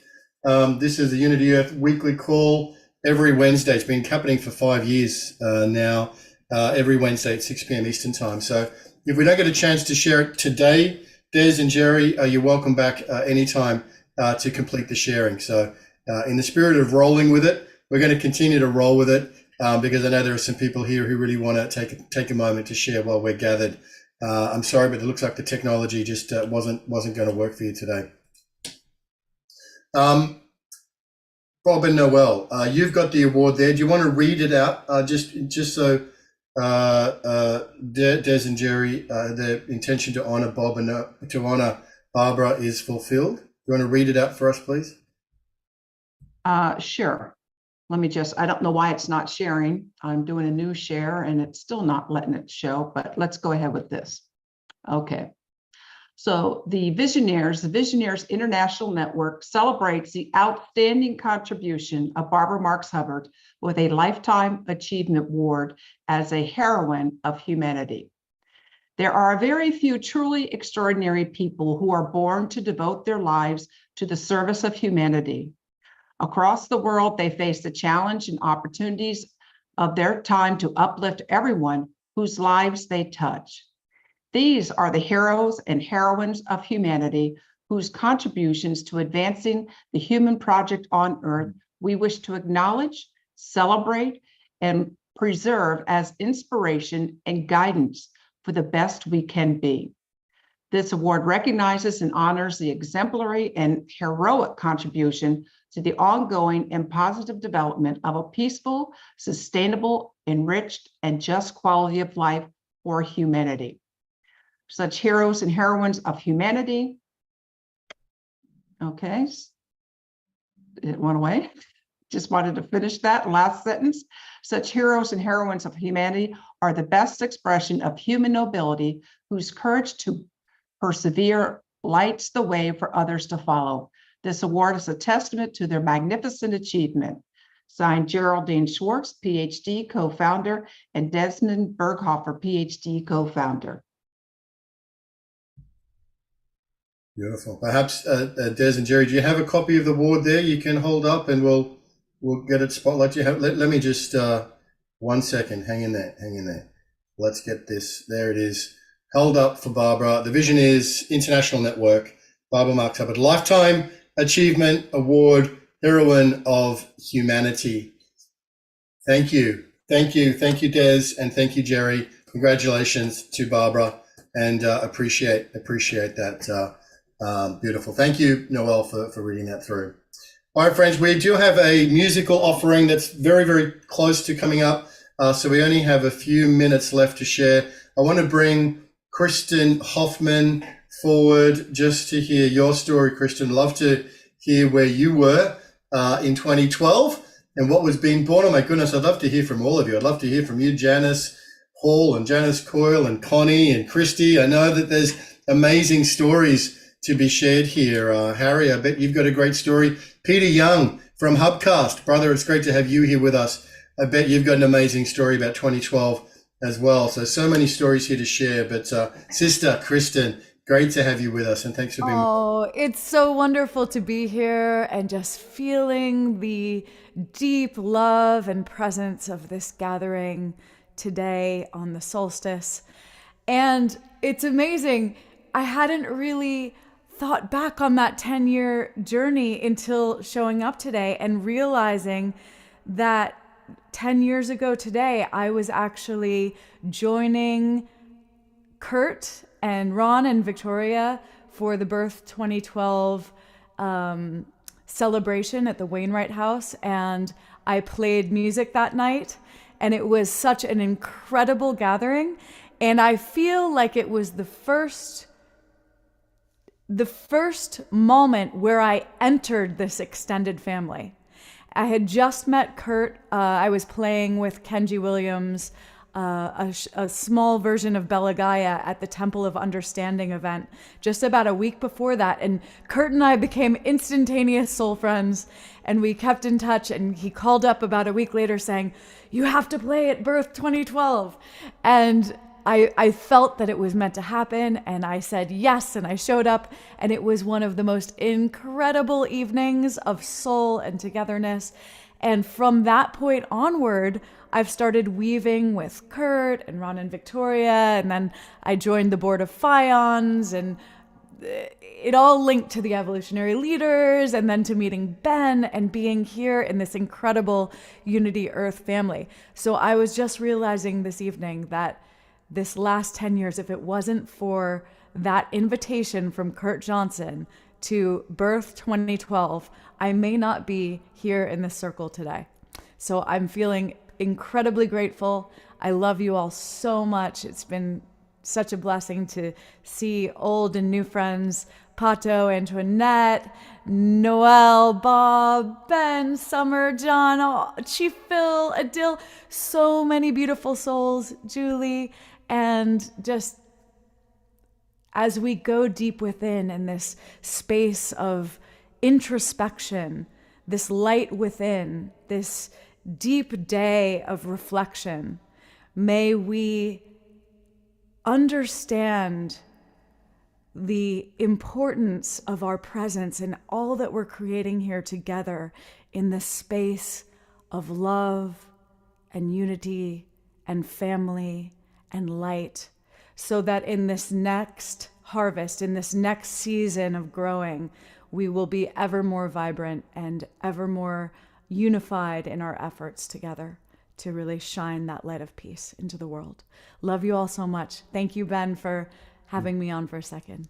Oh, what a beautiful sharing. And that's the catalyst of this reflection is going back, Kristen, to those original things that took place, like Kurt inviting you to come and share the music. Is thank goodness he did that, and thank goodness you said yes. And the whole step along the journey, we keep saying yes, and we frank our yes today in this circle, in this community. Thank you, sister, and looking forward to much, much, much, much more to come as we go forward. Omashar has been very gracious and very patient. We're going to have a little bit more sharing, just because I know there's so much more here. I bet Teresa Collins, you're doing amazing things 10 years ago. I just know there's more here to share, but with the limited time that we do have, whether it's Peter Young or whether it's anybody who wants to jump in, I just at least want to give this space for 10 minutes for anybody who just feels compelled that they just really want to share for a minute or two about where you were and what was being born. I'm going to open it up. Who would like to jump in?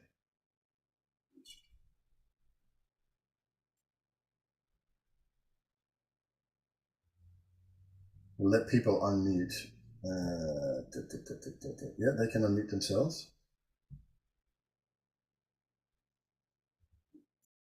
Ben, I'll just say one thing. Here is Barbara.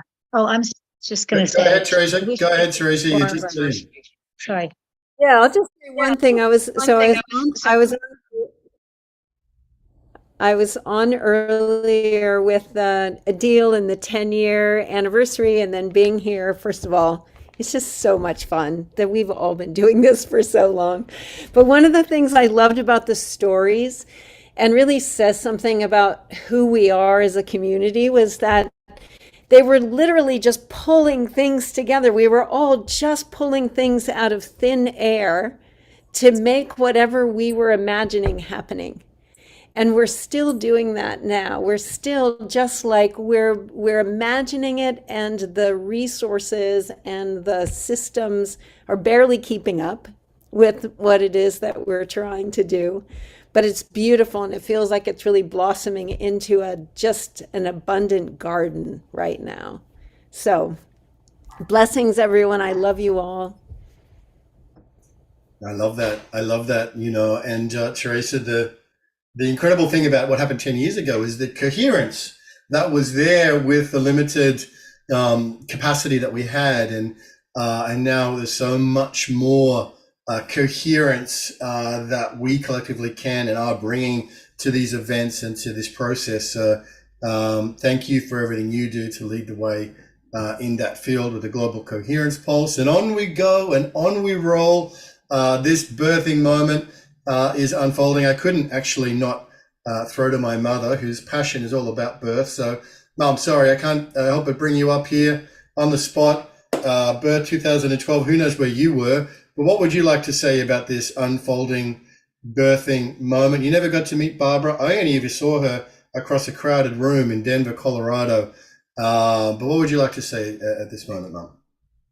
Well, that I'm overwhelmed that people have such wonderful, clear stories to share. And Ben, of course, I do know you were in Thailand when I got caught up with Until This Day. It was a headline that took my fancy. And yes, I do recall you on those small motorbikes and with flippers or whatever what do we call sneakers, whatever they were. And as for Antoinette and Pato, they've been in my life through you, and certainly in Thailand in all that, because you and I were communicating very well during those times, although I was very unclear about what you're up to most of the time. But I think it's just wonderful to be. I've been on this journey, Ben, with you, through osmosis, and now I'm in a kind of bigger way, having gone to Thailand with you and to Istanbul and Israel. I do feel embedded. I don't have the reflections with Barbara, but I've got a sense of what an extraordinary woman. And if I could just end with one thing, Ben, I put my glasses on. It's a poem that others may have read or know of. And it's about the dash, D-A-S-H. And the dash is the dash between the dates. And it's the dash between the dates that tell us the story of our lives and what we have achieved and what we try to achieve. And it was quite, had an effect on me about how important that dash is, about what we have done with our lives. And here we are in a collective way, doing what we are trying to do for the good of the world. I won't read it, Ben. It takes too long, but it's cool. Do you want me to just do a little bit? Yeah, sure. Go ahead. Let's do a little bit. We'll close this sharing with your poem, Mum. And if people are wondering, the dash is between your birth date and your death date, right? There's a dash between. So we'll close the circle with this, and please stay with us for Music of the Divine Heart with Omashar. We're going to celebrate. We're going to connect through music. We're going to have Omashar's amazing gifts to round out this beautiful gathering. Thank you, Bob and Noel. Thank you, Barbara. Thank you, everybody who's been here to make such a beautiful sharing. I know we could go on for hours more, but Mum, let's close with a section of the poem, Dash Between the Dates. And it is Barbara's birthday, so this is appropriate. This is for Barbara. The Dash by Linda Ellis, and she wrote this in 1996. I read of a man who stood to speak at a funeral of a friend. He referred to the dates on the tombstone from the beginning to the end. He noted the first date came of the birth and spoke the following dates with tears. But he said what mattered most of all was the dash between the years.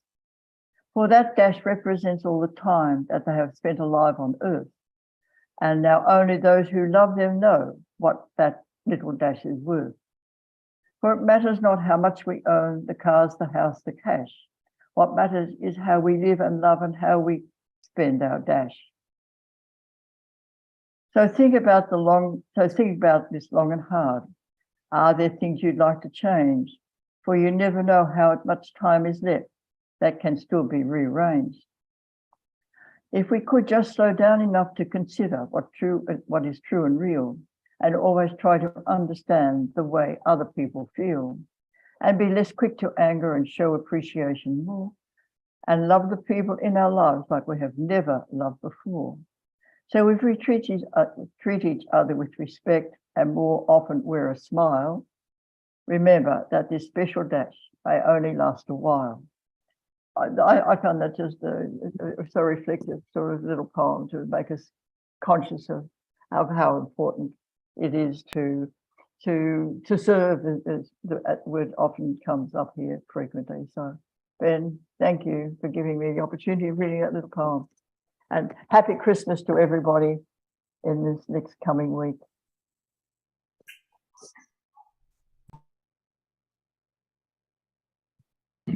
Where's he gone? Disappeared on me. No, I'm here. We're just transitioning. We're moving. Thank you, Mum. That was perfect. I didn't want to. It was so perfect. I couldn't, improve on it. So I just want to welcome Omashar, who's going to share music of the Divine Heart. Thank you for being with us this whole time for the My share. pleasure. Happy solstice to everybody, and how lovely to meet your mother, Ben. Holy smoke! It makes me miss my mum in England so much. And there's so much that all of us could share, because Barbara was a part of my awakening as well. And I used to be reading her books a couple of decades ago, and there was one book in particular where with the artwork on the front was an earth spiraling through the stars. And out of that book, I wrote a song called Spiral Through the Stars. What a concept. And so she is very present in my life, on my heart. And so I guess we can just carry on now with some music. A few songs to share with you. Yes, Ben? Well, I was just going to say, yeah, let's do that. Let's give Bob and Noel the chance just to say a few words to close, and then we're off. We're going to go into the music, which is such an important part of this. So, Bob, Noel, well done. Congratulations. That was beautiful. Anything you want to say as we close this part of it and move into Omashar's sharing? If you're here, you were there. And thank you. This has been a joyful evening. We're pretty blown away, Ben, because, it didn't seem like we were getting much support for this idea of having this event. And then, I don't know, Barbara must have just kicked it into gear. But once you kicked it into gear, Ben, thank you, everyone for being a part of this. My heart is so full. I just wish I could hear all these stories. And I said to Bob the other day, a book should be written about what was birthed in 2012 and what has blossomed since then, because so much has been gifted to humanity through the inspiration of Barbara Marx Hubbard and others. But she was so near and dear to us, and we miss her very much. We're very close to her, and she was our neighbor at Sunrise Ranch. And we're so grateful for the time we have with her in person, but she's always with us. So thank you, Ben. Thank you so much. It's so wonderful to see all these faces, and I'm looking forward to Omashar's music. Blessings, everyone. Thank you. Thank you. Bob, thank you, Noel. Let me just acknowledge Becky as well, because it was Becky's, kind of thread weaving that connected a lot of this into place. So big love to you, sister. You've been in the background co-hosting and spotlighting and doing everything.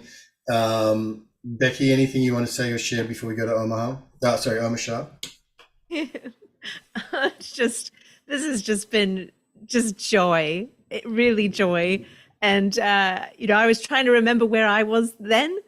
And my children were 10, 9, and 2, I think, back then. And so I was in the middle of mumming big time, and just so grateful. I mean, I knew who Barbara was and had read some of her things, but just to feel this incredible gathering in this circle, it's been an extraordinary experience, and it feels timeless.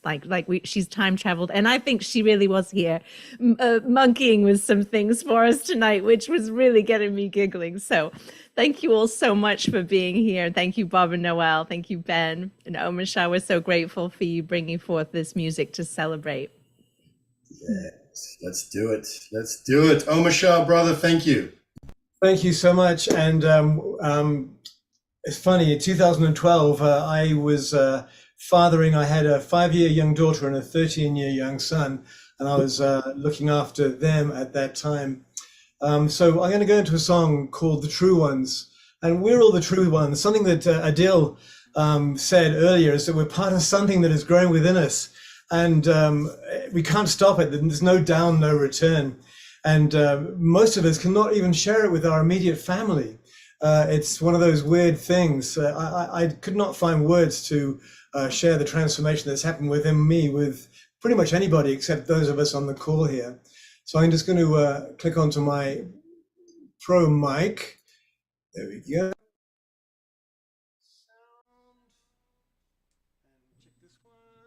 I think we just lost you. Oh, wait. No, can you hear me now? Yes, we can hear you. Good. I have two things going. The true ones. We are the true ones.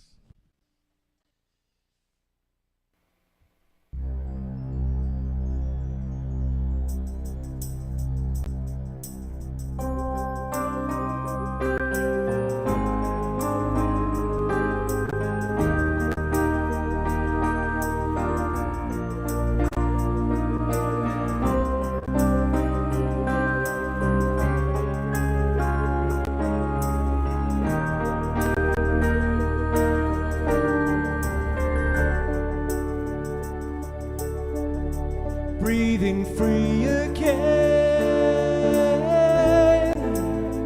I love the air we breathe. And as we fly again,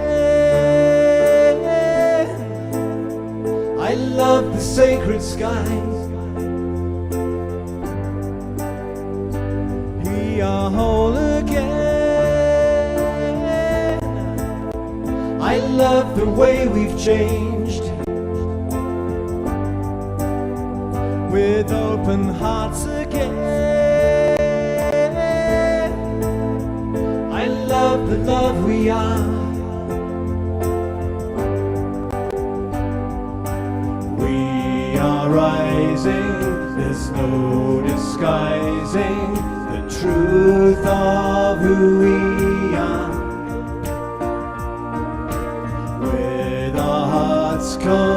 Connected again, now we are the stars. As we walk again, we know the sacred earth.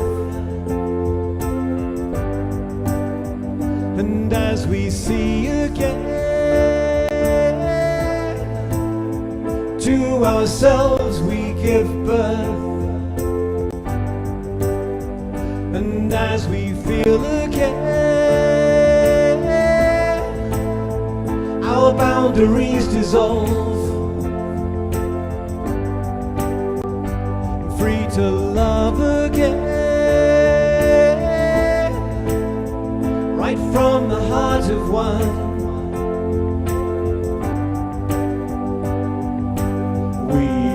Rising, there's no disguising the truth of who we are. With our hearts connected again, now we are the stars.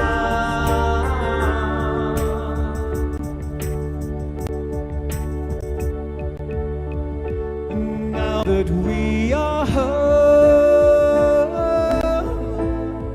and all is said and done, light can find its way through all the true ones.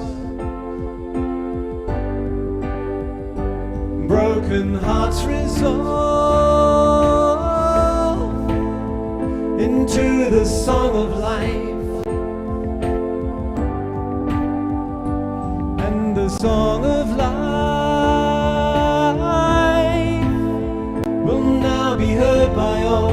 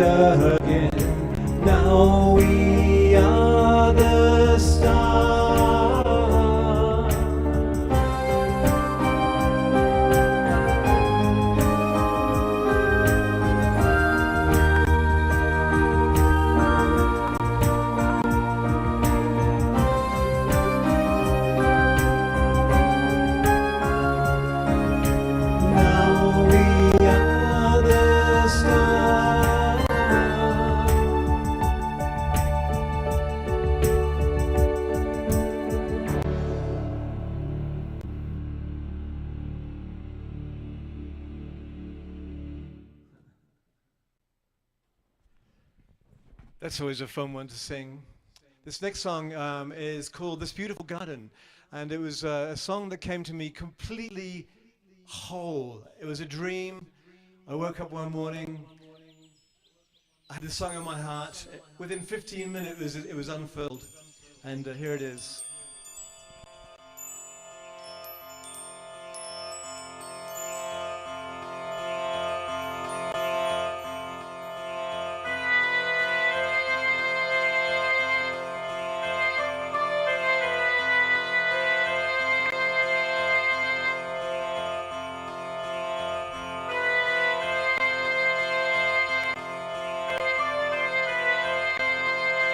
And yes, happy birthday, Barbara.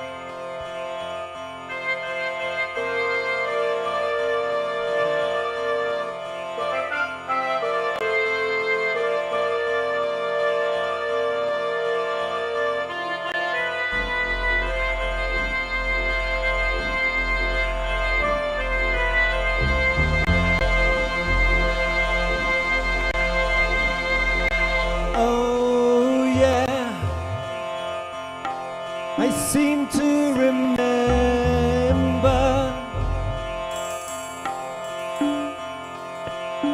the time when we all were happy and my family, we all were together.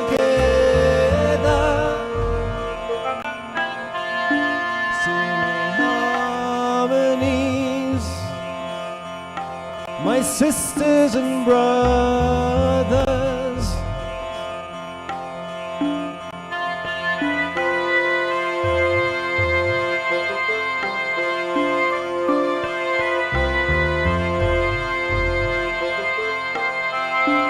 I often dream that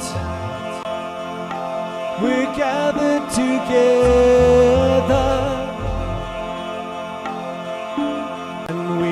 All live in this beautiful garden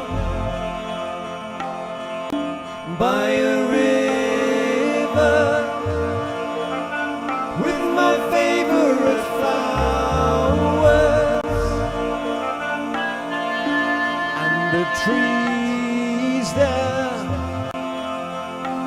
I know them by name.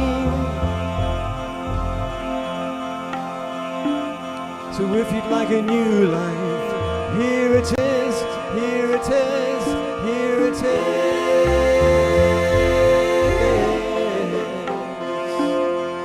If you'd like a true life, here it is, here it is, here it is.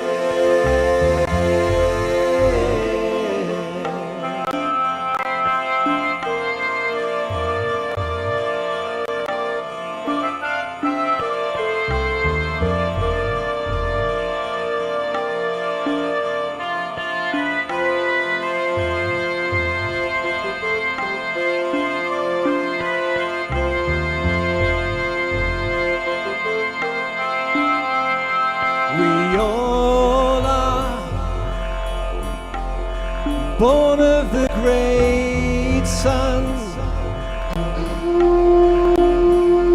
we all are beloved golden ones. Do you remember? You're part of the story.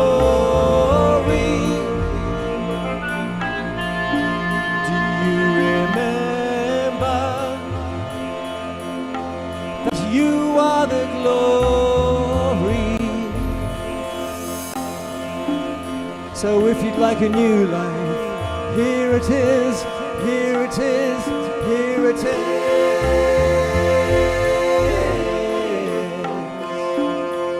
If you'd like a true life, here it is, here it is, here it is.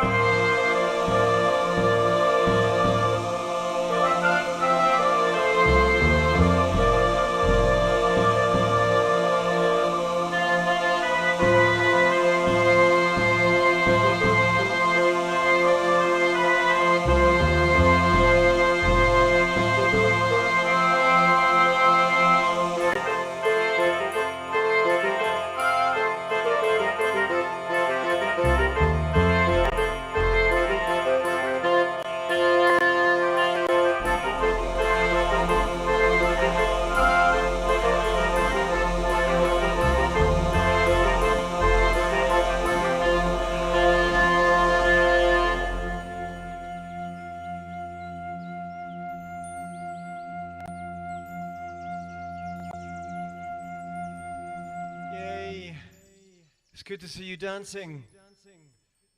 Hey, how's the sound? Is it good enough? Sounds fantastic. Cool. Thank you. Thank you, thank you, thank you. I just am so filled with joy from our sharing with Ben and everybody that, what do you do but share it out. Oh, one other thing, Chief Phil was saying we're right in the center of the birth canal, and we have a few more birth contractions to happen, but I feel that so strongly. And however, knowing that I'm in the birth canal with all of us, that's amazing. It's brilliant. This song is called The Way Things Are, and this is a song that was given to me by the cetaceans of our oceans.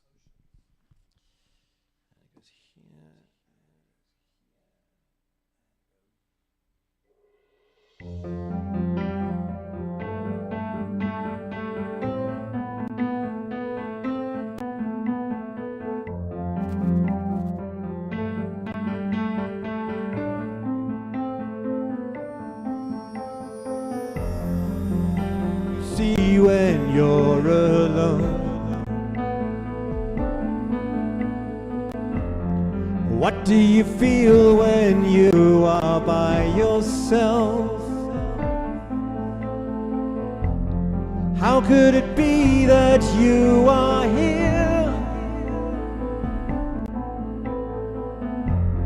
Isn't it strange the way things are? Look at the river flowing by. Look at the colors of a butterfly. How do you feel about your life? Isn't it strange the way things are? Like a dolphin in the ocean, I can hear you calling me. Come on in, you say, the water's fine. I have come to set you free. You have never been alone, my friend. I was just a thought away. And there's a deeper love that's holding you, and it's here to lead the way.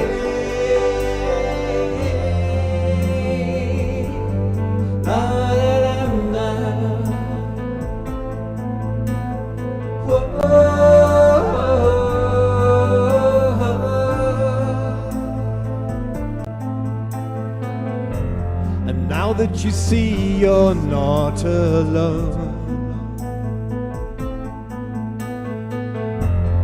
and there is no such thing as by yourself, and there is a hand that's lifting you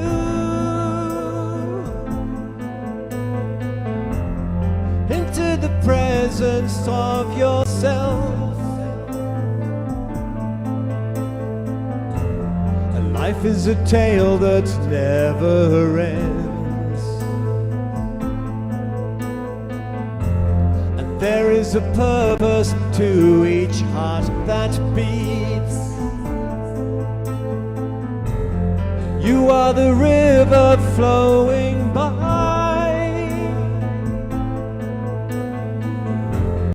You are the colors of the butterfly. Like a dolphin in the ocean, I can hear you calling me. 'Cause you say the water's fine. I have come to set you free. You have never been alone, my friend. I was just a thought away. 'Cause there's a deeper love that's holding you, and it's here to lead the way.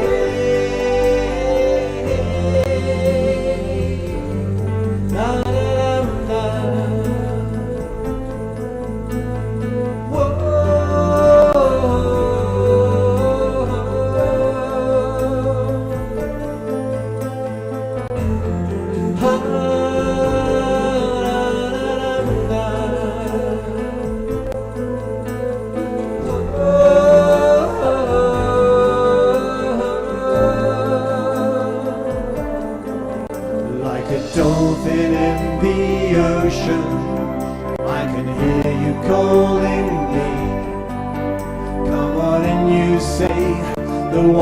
is fine. I have come to set you free. You have never been alone, my friend. I was just a thought away. And there's a deeper love that's holding you, and it's here to lead the way.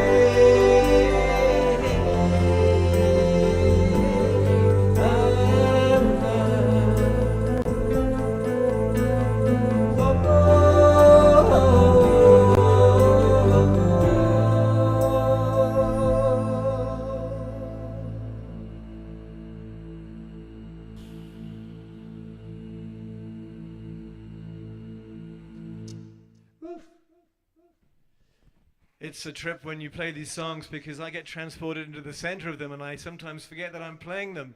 So I have my grounding stone somewhere, some iron ore hematite. Best grounding stone on the planet, I tell you.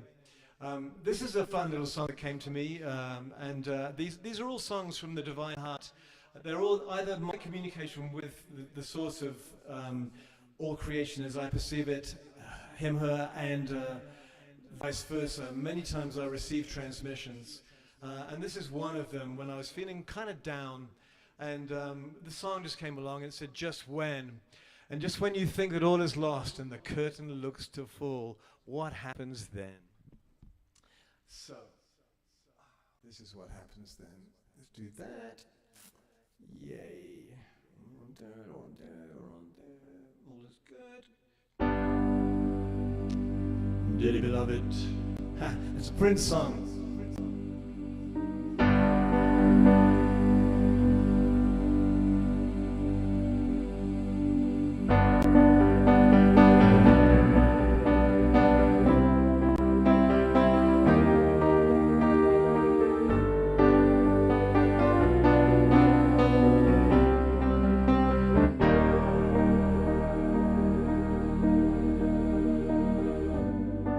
Just when you think that all is lost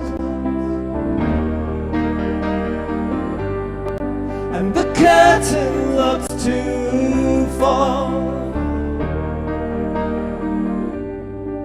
perhaps it's just the song of hope that calls, and your trust in life exposed. No need to sit around and mope. Where there is love, there's always hope. Trust in your life and you will see that you reflect as me.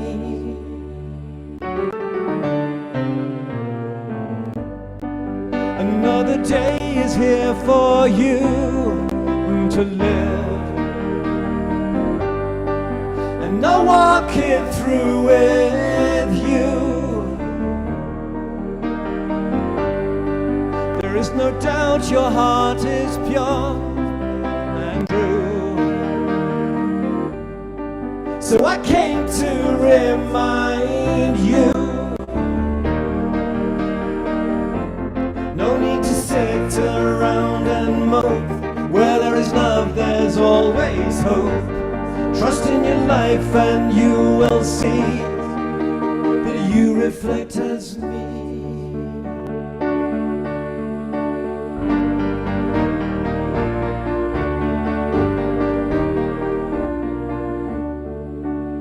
I am in all that you will see. Have trust in your life and trust in me. Dust yourself down and I'll lift you up. I will fill your loving cup.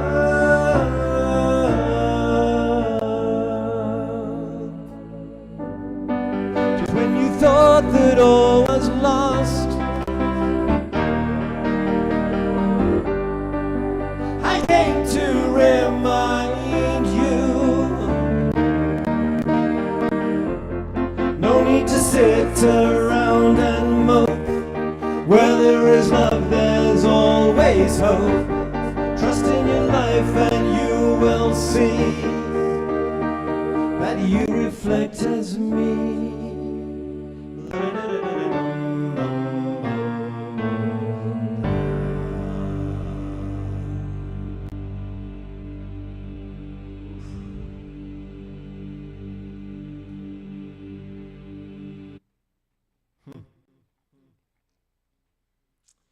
Well, I like that song. It was a good one. It lifted me up. You can put comments. I got the comment thing going down the side here. I've got so many tech things happening that I'm not too sure if I'm up or down.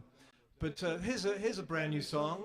I've played it a few times, of course, on Scott Katonis's The Awakening World, and it's called I Am You. But it's great. It's a lovely little song, and it kind of goes like this.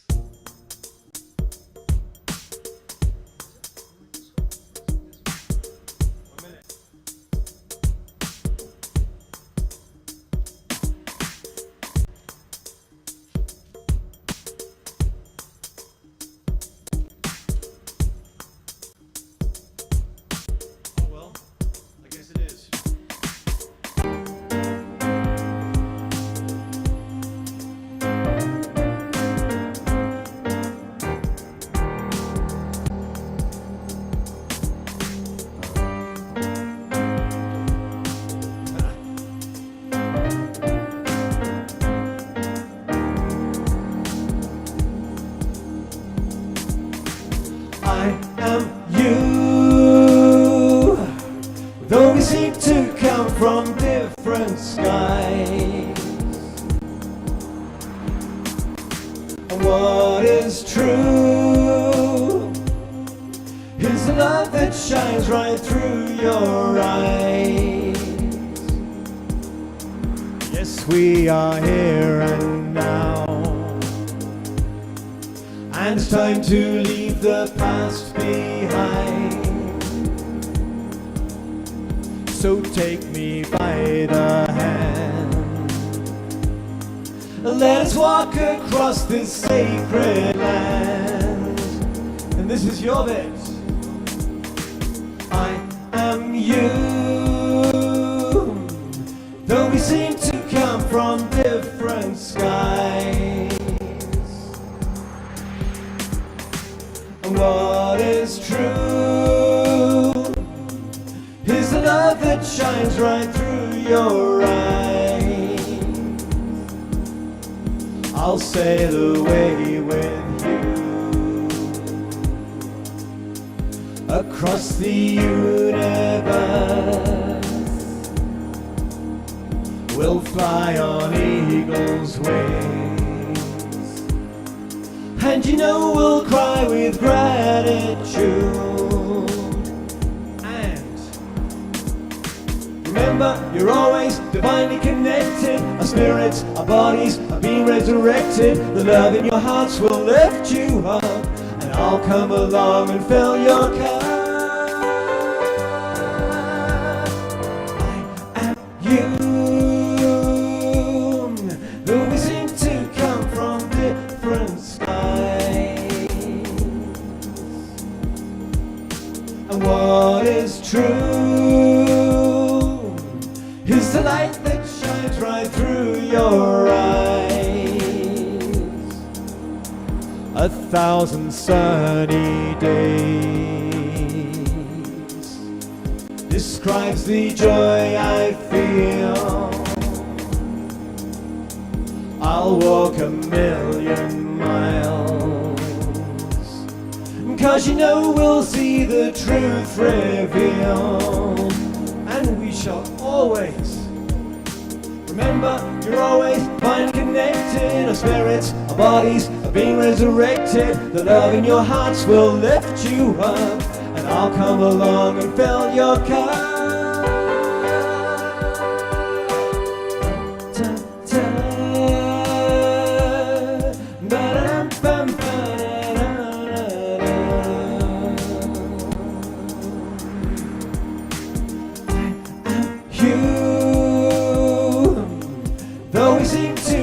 From different skies, what is true is the love that shines right through your eyes.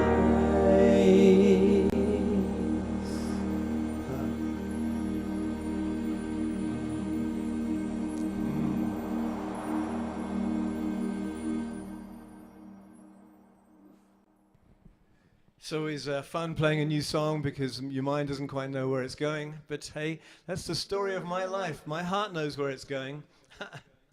And this song that's going to be played now is called What More Can I Be Than What I Am?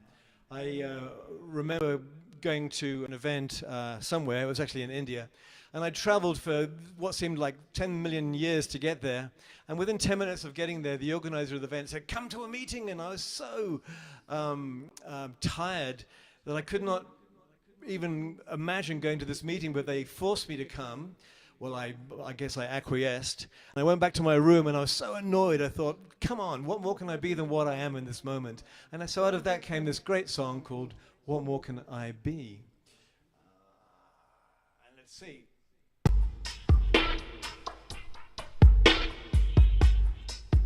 Okay, what more can I be?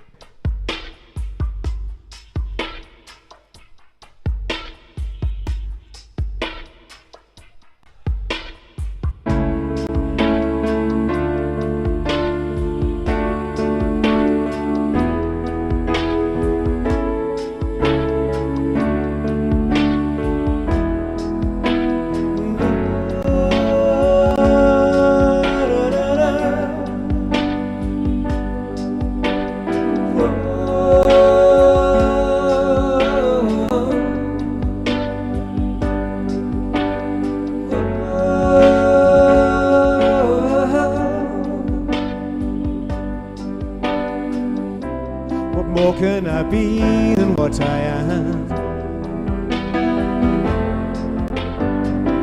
Though it's taken some time to clear these clouds from my eyes, so open your heart and dance along. I'm thinking it's time to stop that same old song. I've come alive, so hear me now. I am in love with the world around me, and I will hold her in my arms and lift her with my dreaming. La da da da. I lift her with my dreaming. La da da da. I lift her with my dreaming.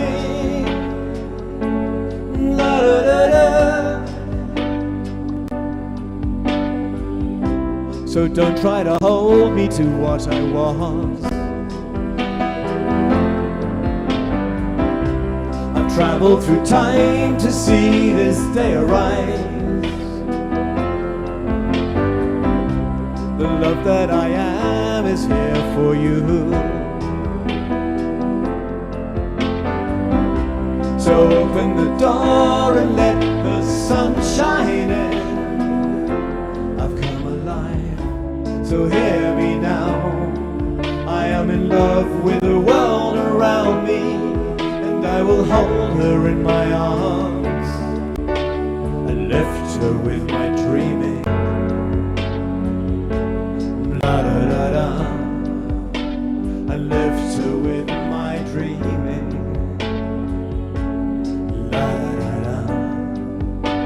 I lift her with my dreaming. La da da da. Ba da da da da da ba da da. Ba da da da da da da da. Ba da da da.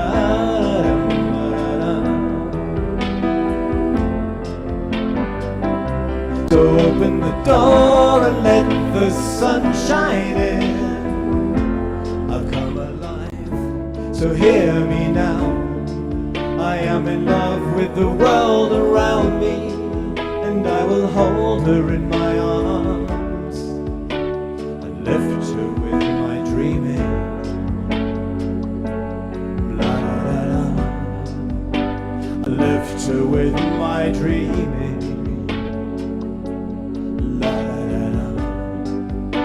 I lift her with my dreaming. La da da da. What more can I be than what I am?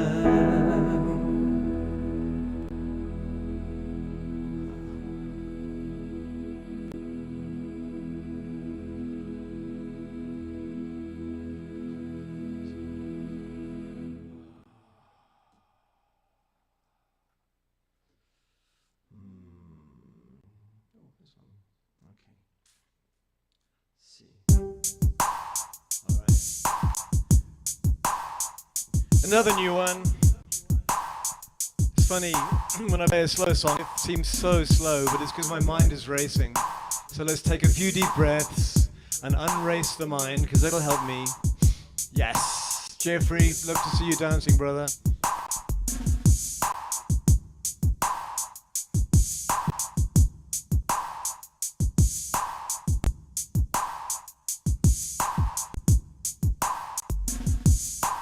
Turning to the face of those who need the light of truth to help them turn the other cheek and turn around.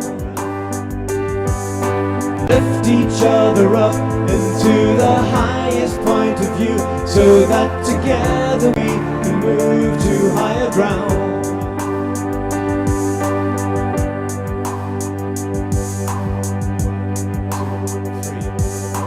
Contemplating everything I knew, seems as though there's not much left that I would hold on to. Contemplating what is pure and true. Sun and moon and stars and light and earth and water too. We are rising, soaring, flying, living life so free. We are flowing, changing, growing, loving all we see. Glad to know we're coming home again. Open hearts and open minds and open doors and loving friends. Look at the one who's standing by you now. Destiny is in our hands, so leave the density behind.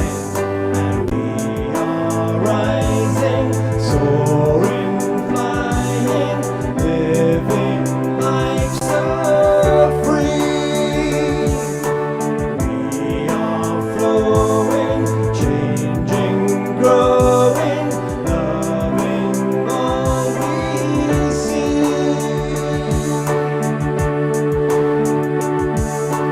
Turning to the face of those who need the light of truth to help them turn the other cheek and turn around.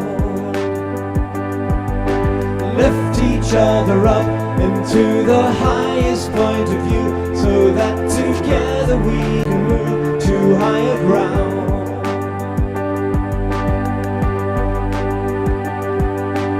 Contemplating everything I knew, seems as though there's not much left that I would hold on to.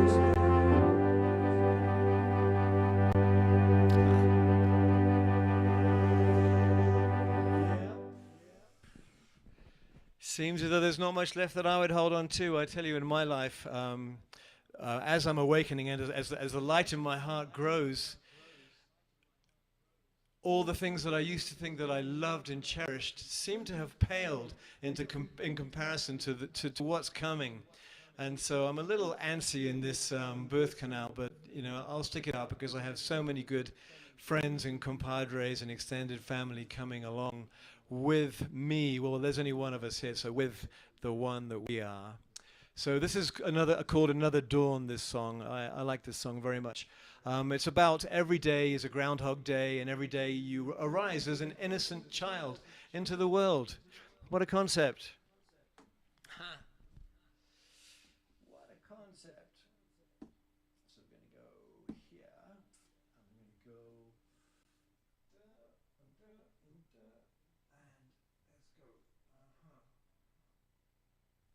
go.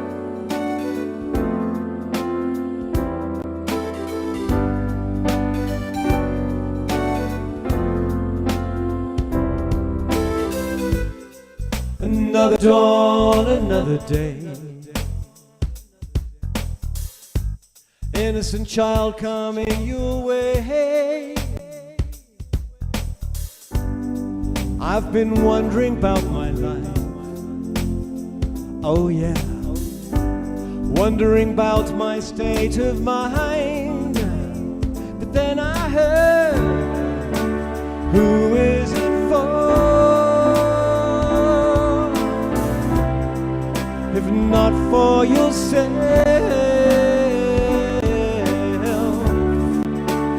how do you feel? And why do you cry, cry, cry, cry, cry?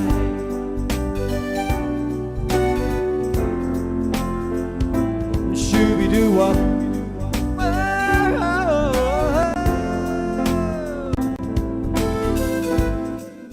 The sun is warming up my mind. Ocean breeze blows me away. And yet still I've been wondering about my life. Oh yeah. Wondering who will take my place. But then I heard, who is it for? If not for yourself,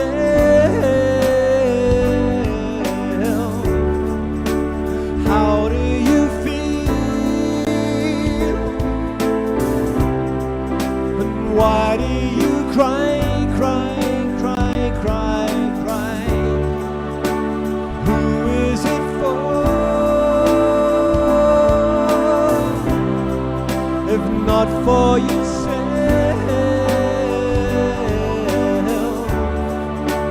how do you feel? And why do you cry, cry, cry, cry, cry?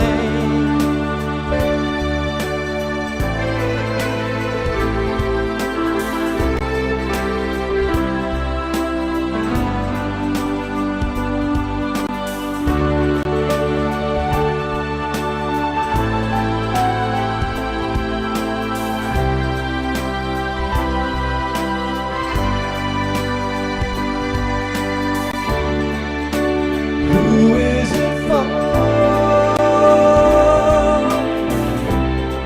If not for yourself,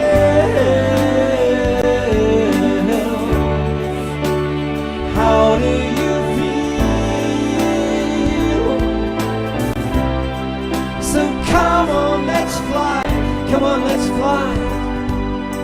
Let's fly.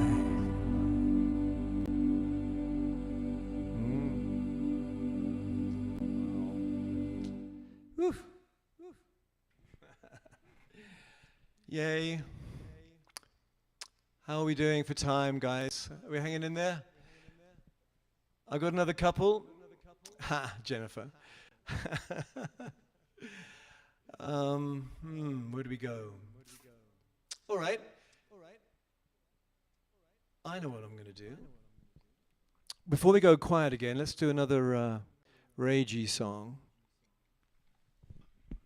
This one's about our ancestors, and it's about, do they disappear into the blue?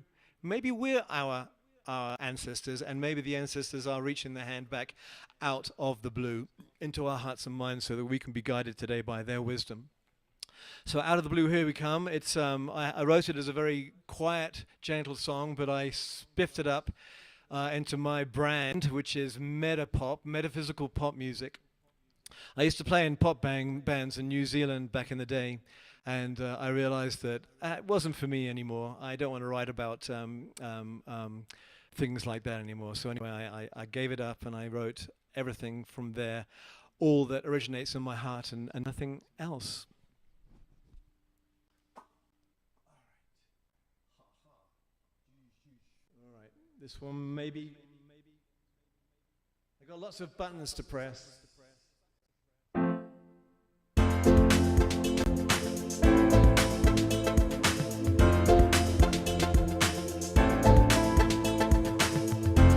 Whatever happened to the ones that came before? Did they just vanish into the blue?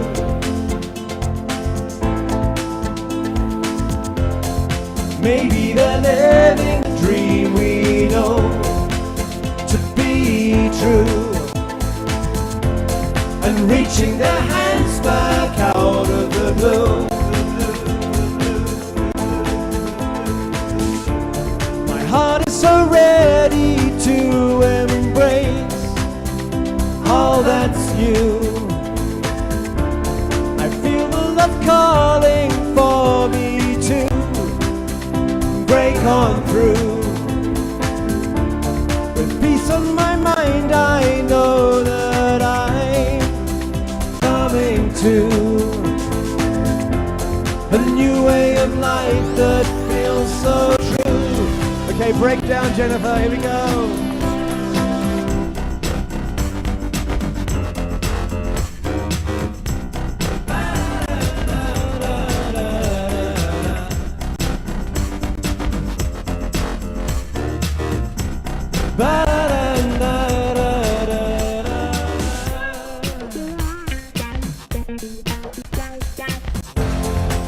There's nothing here that holds me back from you. The clouds of my life have blown away. My lightness of being lifts me every day.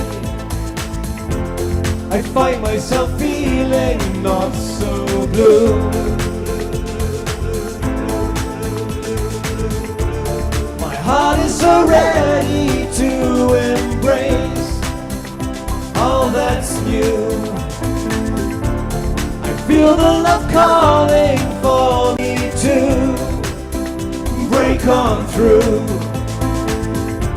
With peace on my mind, I know that I'm coming to a new way of life that feels so true.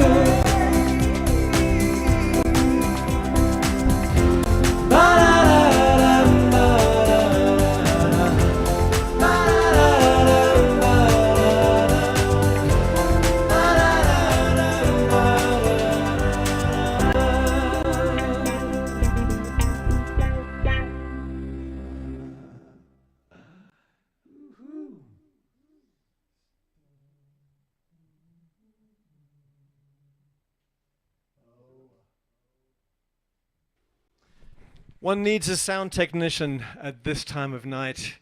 It's, where am I? I'm in Colorado, and it's 20 to 9. I'll do 2 more songs. Is that good? Yes? Omashar.bandcamp.com. So this is a song called Still We Wonder Why. It's a gentle song. And then I'll play my latest brand new song, and then we'll close for the night. And the latest brand new song was actually written for the Global Peace Tribe, Scott Thomas's The Awakening World, globalpeacetribe.com. Remember that. You won't be able to forget it.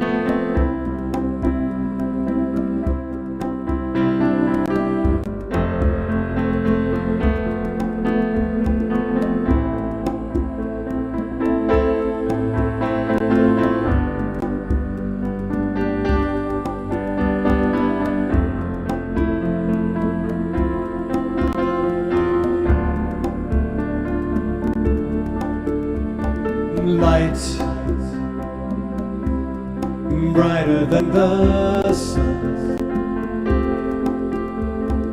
Here Here where life is one, all the past falls like rain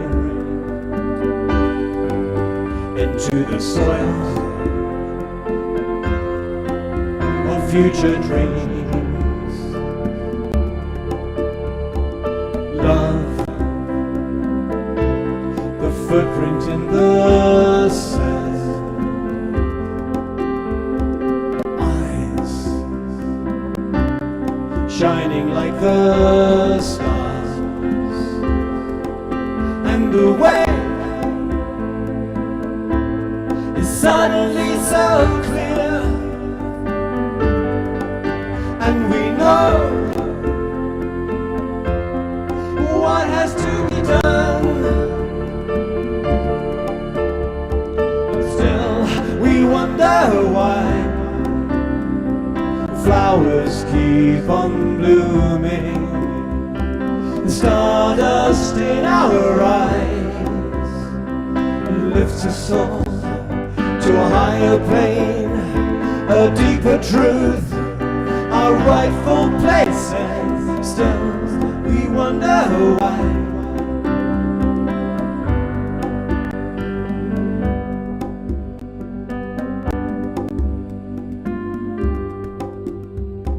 Life, a promise to fulfill. Now a vision is revealed, and the blessing of who we really are can be felt throughout our world, and still we wonder why flowers keep on blooming, the stardust in our eyes lifts us all to a higher plane, a deeper truth, our rightful place, and still we wonder why.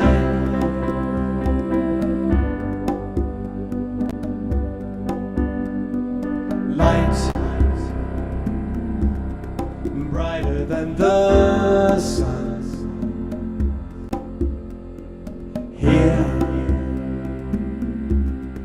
here where life is one. Life, a promise to fulfill. Now a vision is revealed, and still we wonder why.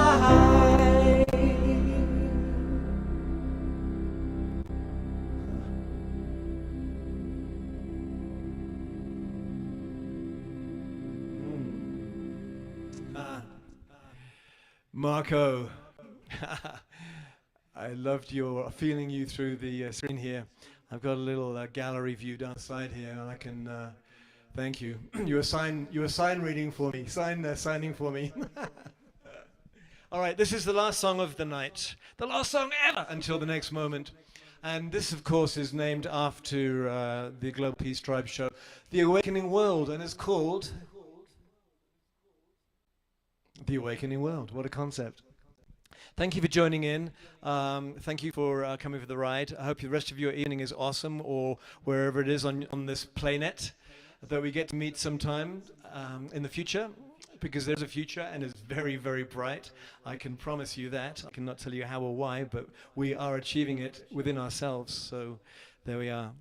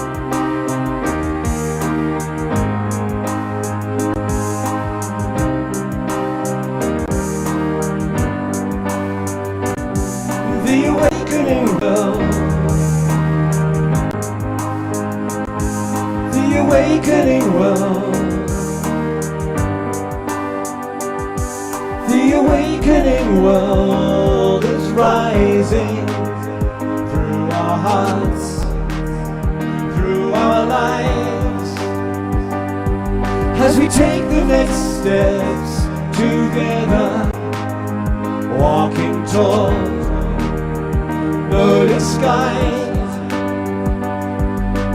Here we go again, loving all we see, lift each other up, let each other be, healing all the past, healing you and me, loving all that's gone, loving what's to be. The awakening world is rising through our hearts, through our lives, as we take the next steps together, walking tall, no disguise.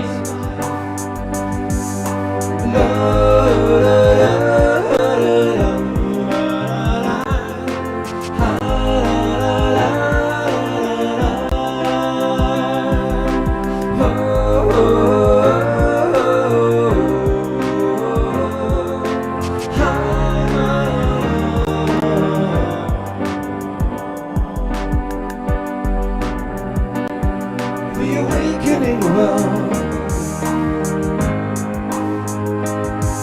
the awakening world, the awakening world, the awakening world. Nothing left to say, nothing left to do. Let your spirit shine, let your spirit show. Time is what we have, and time to think anew. Let inspiration flow, let inspiration through. The awakening world is rising through our lives, through our hearts, as we take the next steps together, walking tall, no disguise.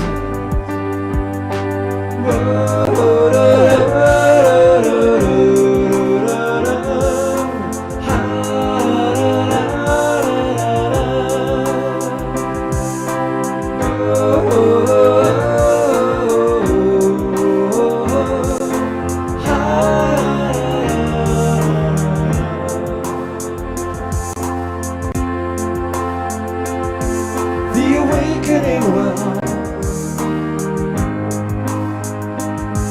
the awakening world, the awakening world, the awakening world.